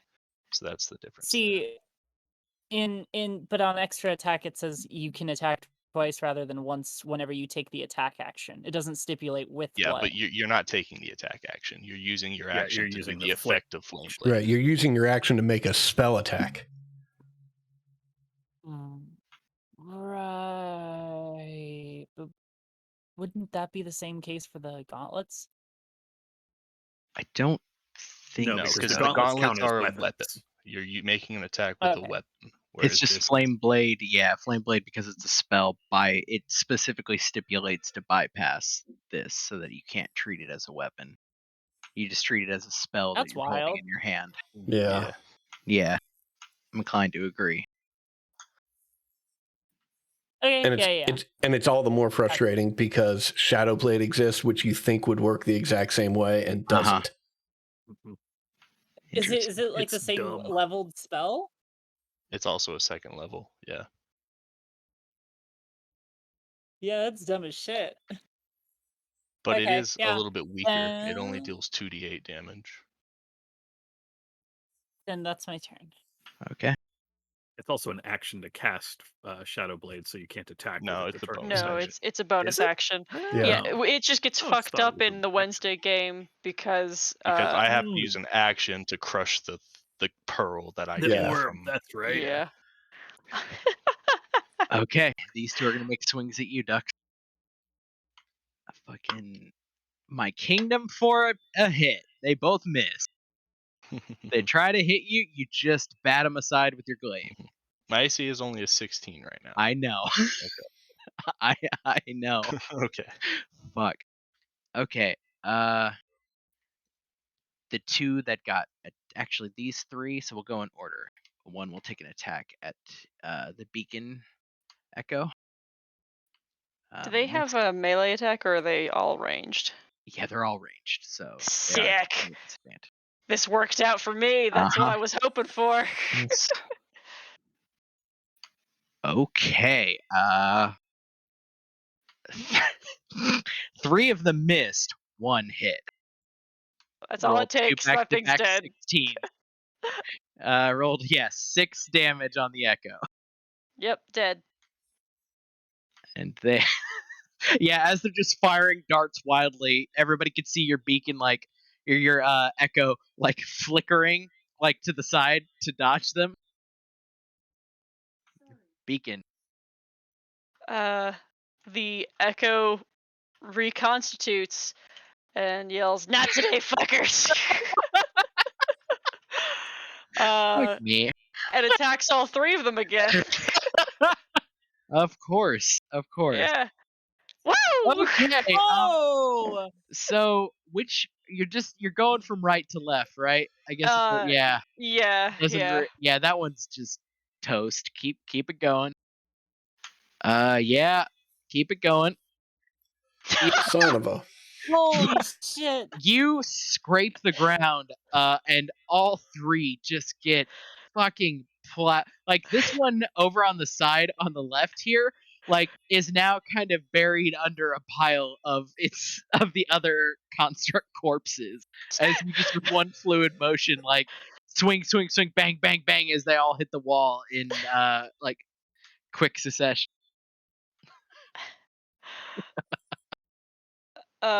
And then the echo is going to make the eyes finger motion towards this guy. Yeah, you see this one here is like struggling to get out from under like two of the like corpses of its other constructs. And that is my turn. Constance. All right. Constance will drop the little buckler shield that she carries and go fumbling around and grab a light crossbow that she's got slung over her shoulder and take aim at our friend over here.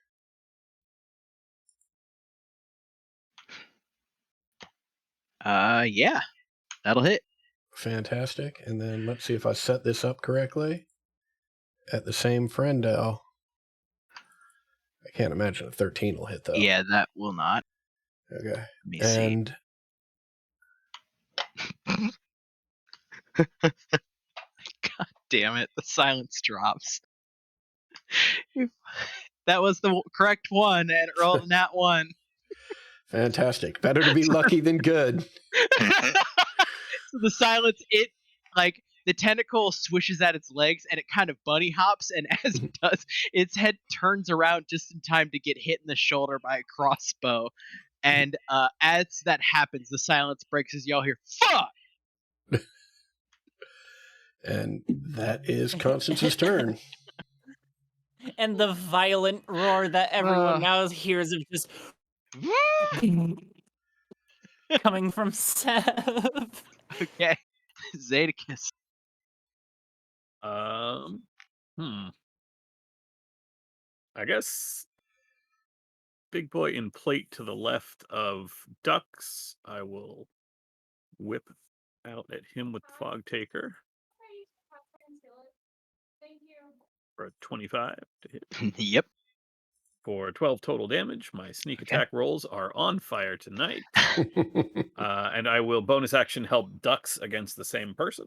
Okay. I'll mark him real quick. And that's a wall to that side, so I am done.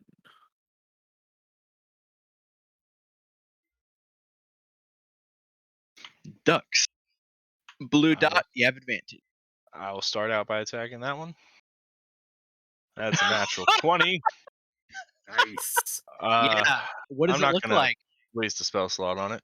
You killed it. While this guy's distracted, he just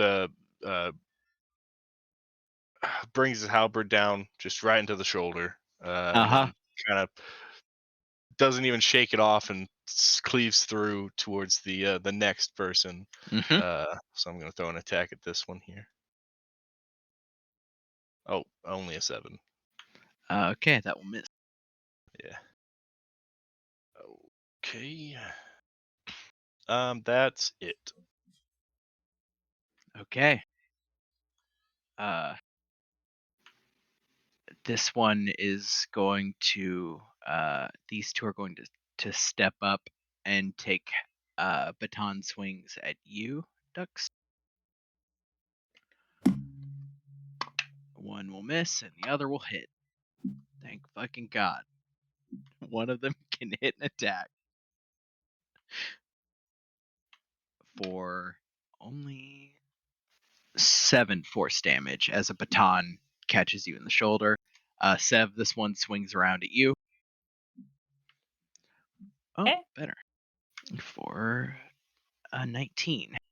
I'd like to make Yep, an that attack hits. against that one. Okay. Bar Master's so fun. Mm-hmm. It's Okay. 11. That'll miss. Okay. For 7 force damage, Sev. It's your turn. He's just hit you. He's looking at you. Most of the damage didn't even hit Sev. Yep. There's just a force bubble as it hit and slowed it down. She's gonna go ahead and the violent throwing of the blade dissipates as she, I guess, drops it, quote unquote, mechanically, and goes ahead and is like, huh, all right, now we're fighting fair. Womp. Yeah. It crumpled just immediately. You just overhead like haymaker straight down with your full weight. Just crumple him into the ground. Like And she's Sev is playing whack-a-mole. Yeah. and she runs over here and is like, "Hey, Beacon, you missed one. Womp." Oh no. That will hit. For 8 thunder damage with the Skyfall fists. Okay, give me the extra. Are you using it? Are you using a charge or? I mean, yeah, I'm using a charge. Yeah, D8. Oh, when D8. So, That is so 2. Just enough. You again just full on like hammer fist down with a crackle of lightning and a big boom as this construct covered in it, the corpses of its brethren just explodes. Construct whack-a-mole. Sev is standing on like a pile of just twitching robotic legs and like broken mechanism. Hey Cody, I have a question. Uh-huh. Did the Thunder Gauntlets count as a one-handed weapon? I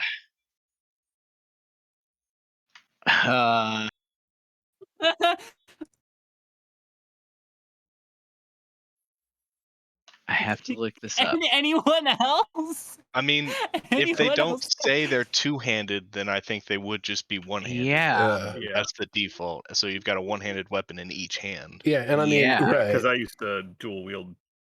Yeah, you can do 2-weapon fighting, I think. But they aren't light, so you can't just do right. Yeah. So you Yeah, can't that do requires 2-weapon a feat. fighting. Yeah, you need that feat. Got it. My question was regarding crossbow expert.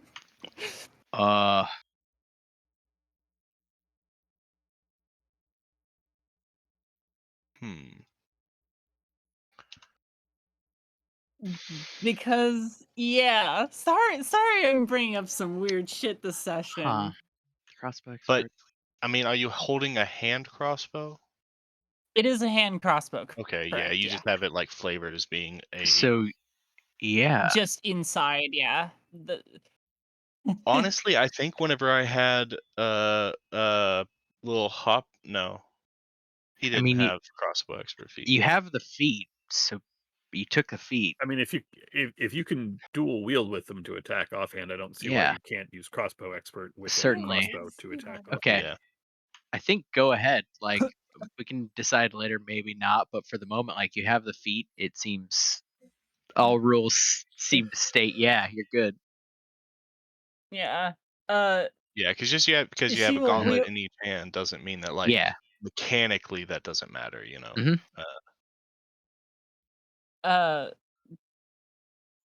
Yeah, she's gonna go ahead and the little crossbow will pop out of the compartment and whip around at this guy. Flink! But that will miss. Straight to the ceiling. All right. Last one standing is going to swing at you again, Dux.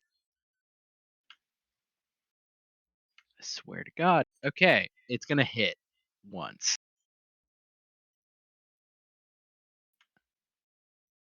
For 11 slashing damage, Dux. As it catches you with this ceramic sword. Constructs are toast. Your turn, Beacon. Woo! I've been let loose. You have Attacking the this guy. Yeah. Yeah. Damn. Damn. Damn. Damn. Yeah, fuck this feat. This feat is unkind to you. It works really No. well when Bless and Emboldening Bond can like prop you up. Barely. Yeah. It's okay. It either delivers for you in a big way or it lets you down like tremendously. Which like that's technically the point. Yeah. Like, it technically is the point, but it's devastating. I'm going to use my bonus action though to second wind because the body ain't doing so hot Yeah, the over body's there. The body's gotta be. Oh hell yes! Nice. Oh. I don't even know what your weird version of second wind would look like. Just a shock. The body is just kind of pitching themselves against the glaive staff and just taking some deep breaths and trying to catch up. Okay. Constance. All right. Here, I'll mark which one is hurt. At my friend over here. The same one. Yeah, I've shot. Mm-hmm. At Toll of the Dead. Why am I doesn't oh yeah, I guess it would have if he had passed. Nope. He gets vibrated. Don't like the way that sounds. I was gonna say that's a challenge. He gets tuning forked to death. Excellent, better. And then at friendo right there, see if the tentacle's not gonna do nothing. It's getting there. Yeah, it's done what it needed to do. It helped end that silence. So it did. It's done 1 point of damage, but that's all right. It helped end the silence. Two of them for a round. That's not. That's true too. So we'll take it. And that's Constance is also going to sling the crossbow back around her neck and reach down and pick that buckler up. Okay. Zadicus. Now just take us to the old minder and we can all be done with his affair. And I will attack Heavy Armor Man here. Mm-hmm.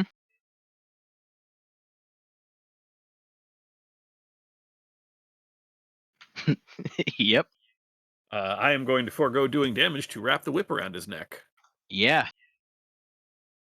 You are like you essentially it wraps around his neck, and then you could see it sort of flow into the like faceplate, kind of where his eyes are, and he is like scrabbling at his neck.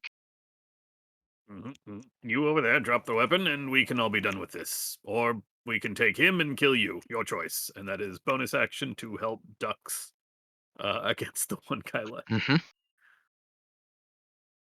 Dux.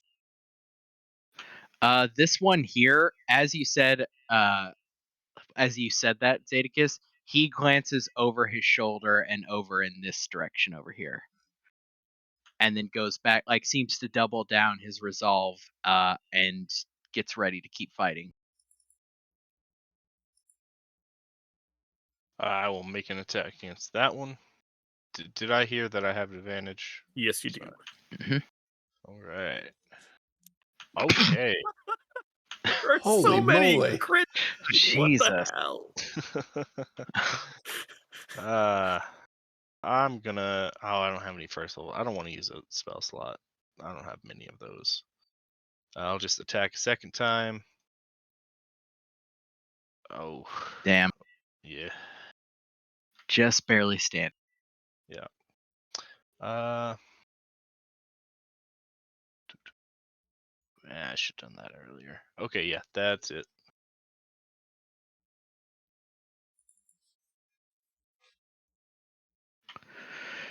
Okay. This one is going to try to swing at you again, Dux. Okay. Right. That seems fine. A 1 and then a 20.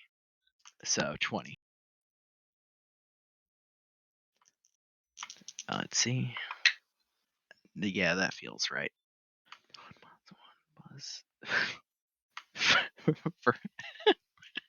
For 5 slashing damage. Or 5 force damage with its baton as it catches you on the head and sort of jars you for a second, but doesn't hurt nearly as much as you think it should have. Okay, Sev. Which one's not restrained? This one over here. Yeah, okay. Sev is going to go ahead and, like, there are a few chunks in the crossbow mechanism as, like, 3 barrels are loaded with bolts, and she is going to attack 3 times.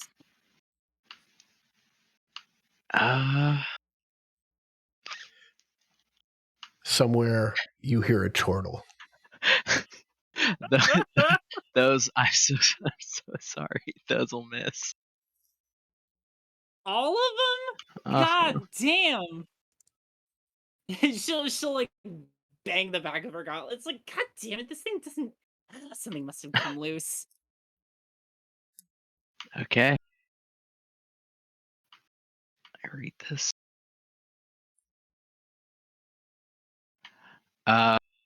Yeah, he swings. He is like scrabbling at his neck with one hand, trying to pull, and you see his hand is basically passing through the fog. And then when he realizes he like can't grab it, he reaches up with his other hand and drops both his like shield and his sword. And both hands are trying to like pry this loop of fog around his neck that just keeps billowing into his like eye plate socket, and he can't seem to get a hand on it. And that is his action. Let's see if he passes the save. Nope. That's a 3. Nope. Beacon. I've been putting so many dice in dice jail tonight. I've got a murderer's row of bad behavior dice over here. Swinging twice at this guy. Jesus. Oh my god. Okay. Yeah, that hits. Okay. Well, that's the turn.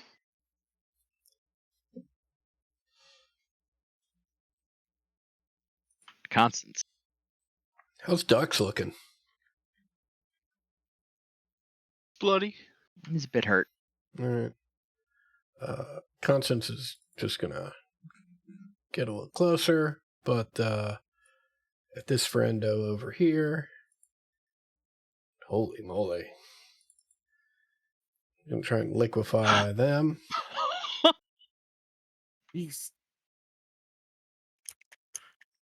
That was the last remaining little guy. Yeah. Okay. Yeah. Liquefied. Fucking Toll of the Dead. And then I know technically this isn't allowed, but I think since it's just flavor-wise, like, I'll go for it anyway. I'm just going to instruct my tentacle to also, like, wrap around that dude's neck. Right? I know it can't restrain him, but I just am doing my very best to creep this guy out.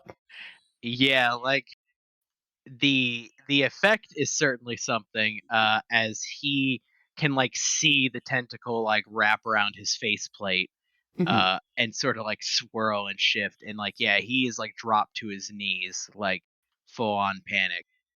And and I'll just say, where's the minder? And that's my turn. Detect magic is certainly... yeah, that's my turn. Okay. Zedicus. So this guy is conscious. I guess I just have to end the whip to stop him from suffocating. I mean, I don't need him dying on us while we're trying to. Yeah, so I will. I will full on bonus action disperse the action back, or disperse the whip back into my hand. Yeah, he drops to his knees, like, panting. He, like, rips his helmet off and throws it to the side, and you see a sort of larger, like, squared off jaw half-elf man.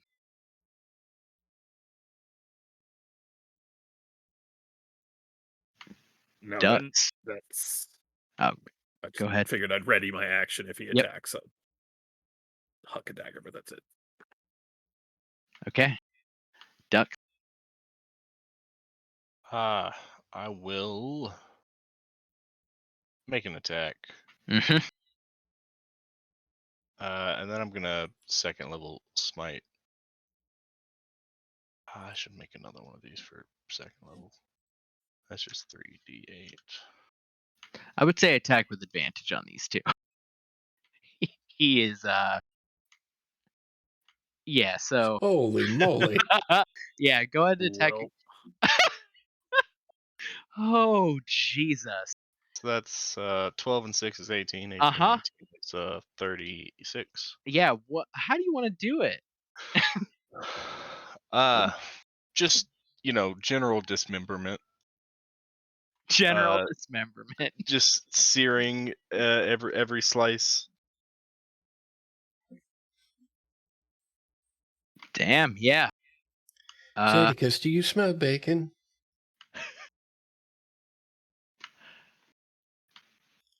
He collapses into a fried husk on the ground, and you the alarm was still going, Beacon, but you hear it shut off, and there is the sound of clapping as you see a figure walk out of a doorway over here. He is wearing sort of a large coat, and you can see he has very large gauntlets, one on each arm, that he's slowly clapping together. He walks to about here, seems to glance across at a lot of the like destruction. You see his glowing yellow eyes kind of scan up across all of you, and he goes, "Well, hello there. The name's Four, though you can just call me Red." Why? If your name is Ford. Yeah. It's a good question. I guess I like red better. 4 is like a given name. Red's my preferred. Why didn't you just introduce yourself as Red then? I don't know. I was told to be. Look. More important question: exactly who? I don't mean your name. Yes, name literally. Yeah. I mean, what do I do here? Why are you speaking to us instead of trying to kill us? Are you here to just give us the minder so we go away? Well, That would be preferable for everyone. Okay. First things first. Minder's not here anymore. That's off-world quite a while ago.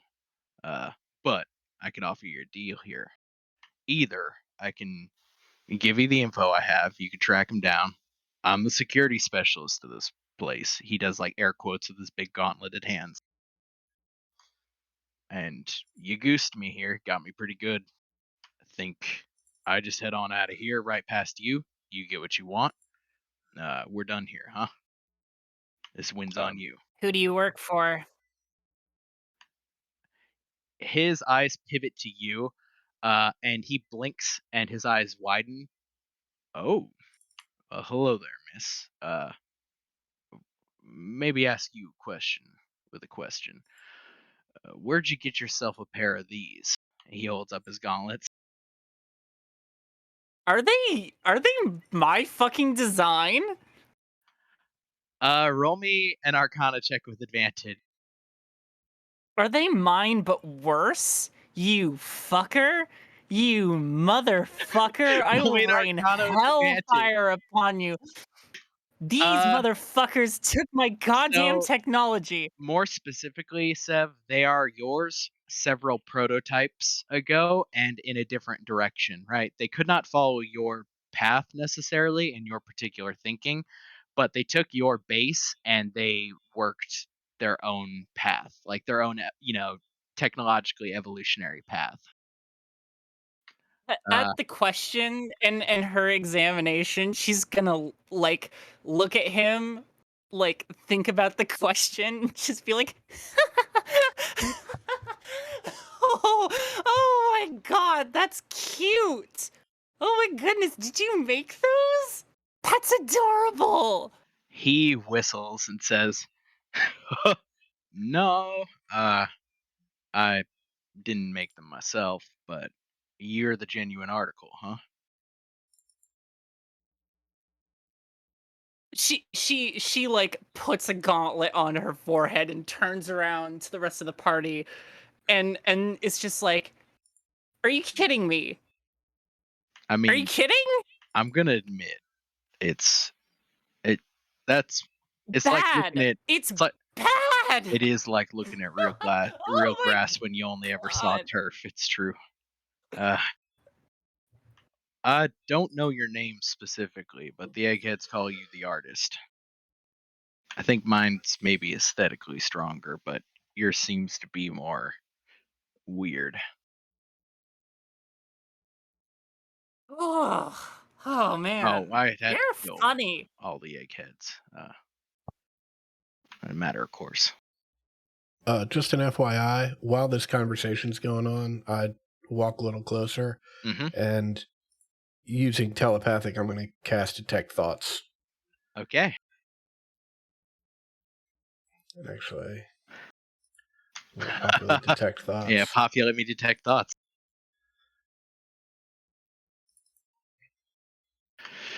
Spell safe DC 16. He fails. Yeah, so I'm looking for the information about where the minder's been basically, I don't know how many times I'd have to do the check, but any and all information about where this minder is, who took him, where they took him, basically. So, yeah, you catch the name. I'll type it out. Mm-hmm.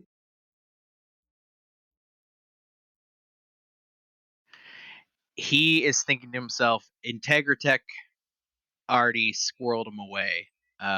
He doesn't know where. On foremost in his mind right now is he is trying to negotiate, but you catch him thinking of somebody called quote unquote the new guy, and Mhm. that being his ace in the hole. Mhm. That's foremost How on his mind. how big is this guy? This guy, Yeah. he's probably about 6'4". Does he look He's- like strong or just tall? Does he look like a bitch? He's pretty like beefy looking, although some of that might just be the size of the gauntlets on his hands. Like, unlike gauntlets, his arms seem to be, now that you're looking closer, like his arms are just the like the whole gauntlet that Sev has going all the way up. It's kind of hard to tell like how muscular he actually is and how much is just technology shoved into him. Okay. I want to try to grapple him with the coiling tattoo. Okay. That's a strength save, DC 14. I feel like that's gonna be broken. Yeah. Okay. Yeah, you whip out a coil towards him and it like lashes around one of his arms. You see his arms make a somewhat familiar ka-chunk as some like steam blows out past his shoulders.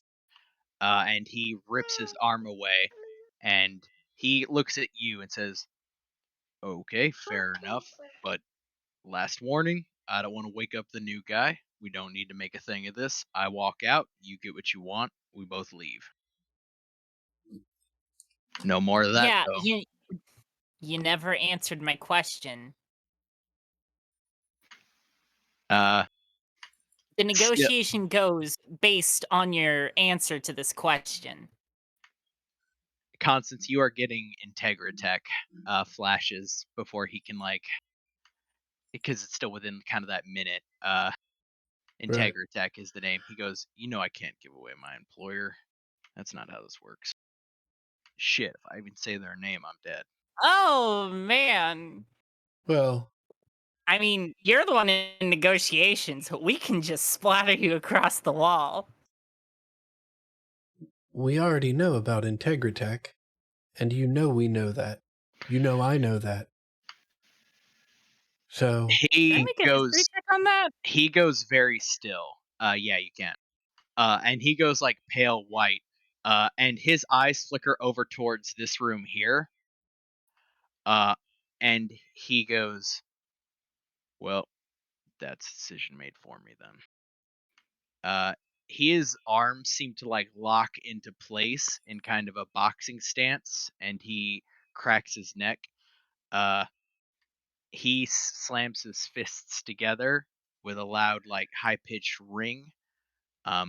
Sev, with your 21 in history, weirdly, you know that you have not heard of them. In other words, like no ambiguity, you have not heard of that corporation or that company or whatever. So you with the 21 in history, you can maybe guess it's a front or something, or like a subsidiary that's used for off book shit, but definitely not anything above boards that you've ever heard of. Okay. As the clap happens, you see a massive like plume of astral looking steam blast out from this door as the door goes like smashing off its hinges onto the ground, and a somewhat enormous looking figure hulks its way out to stand besides four, or you can call me Red. And Red looks up and goes, "Well, this is the new guy. I guess we're doing this." And that is where we'll end the session. Hell yeah. Like that. This What? is the new guy, I guess.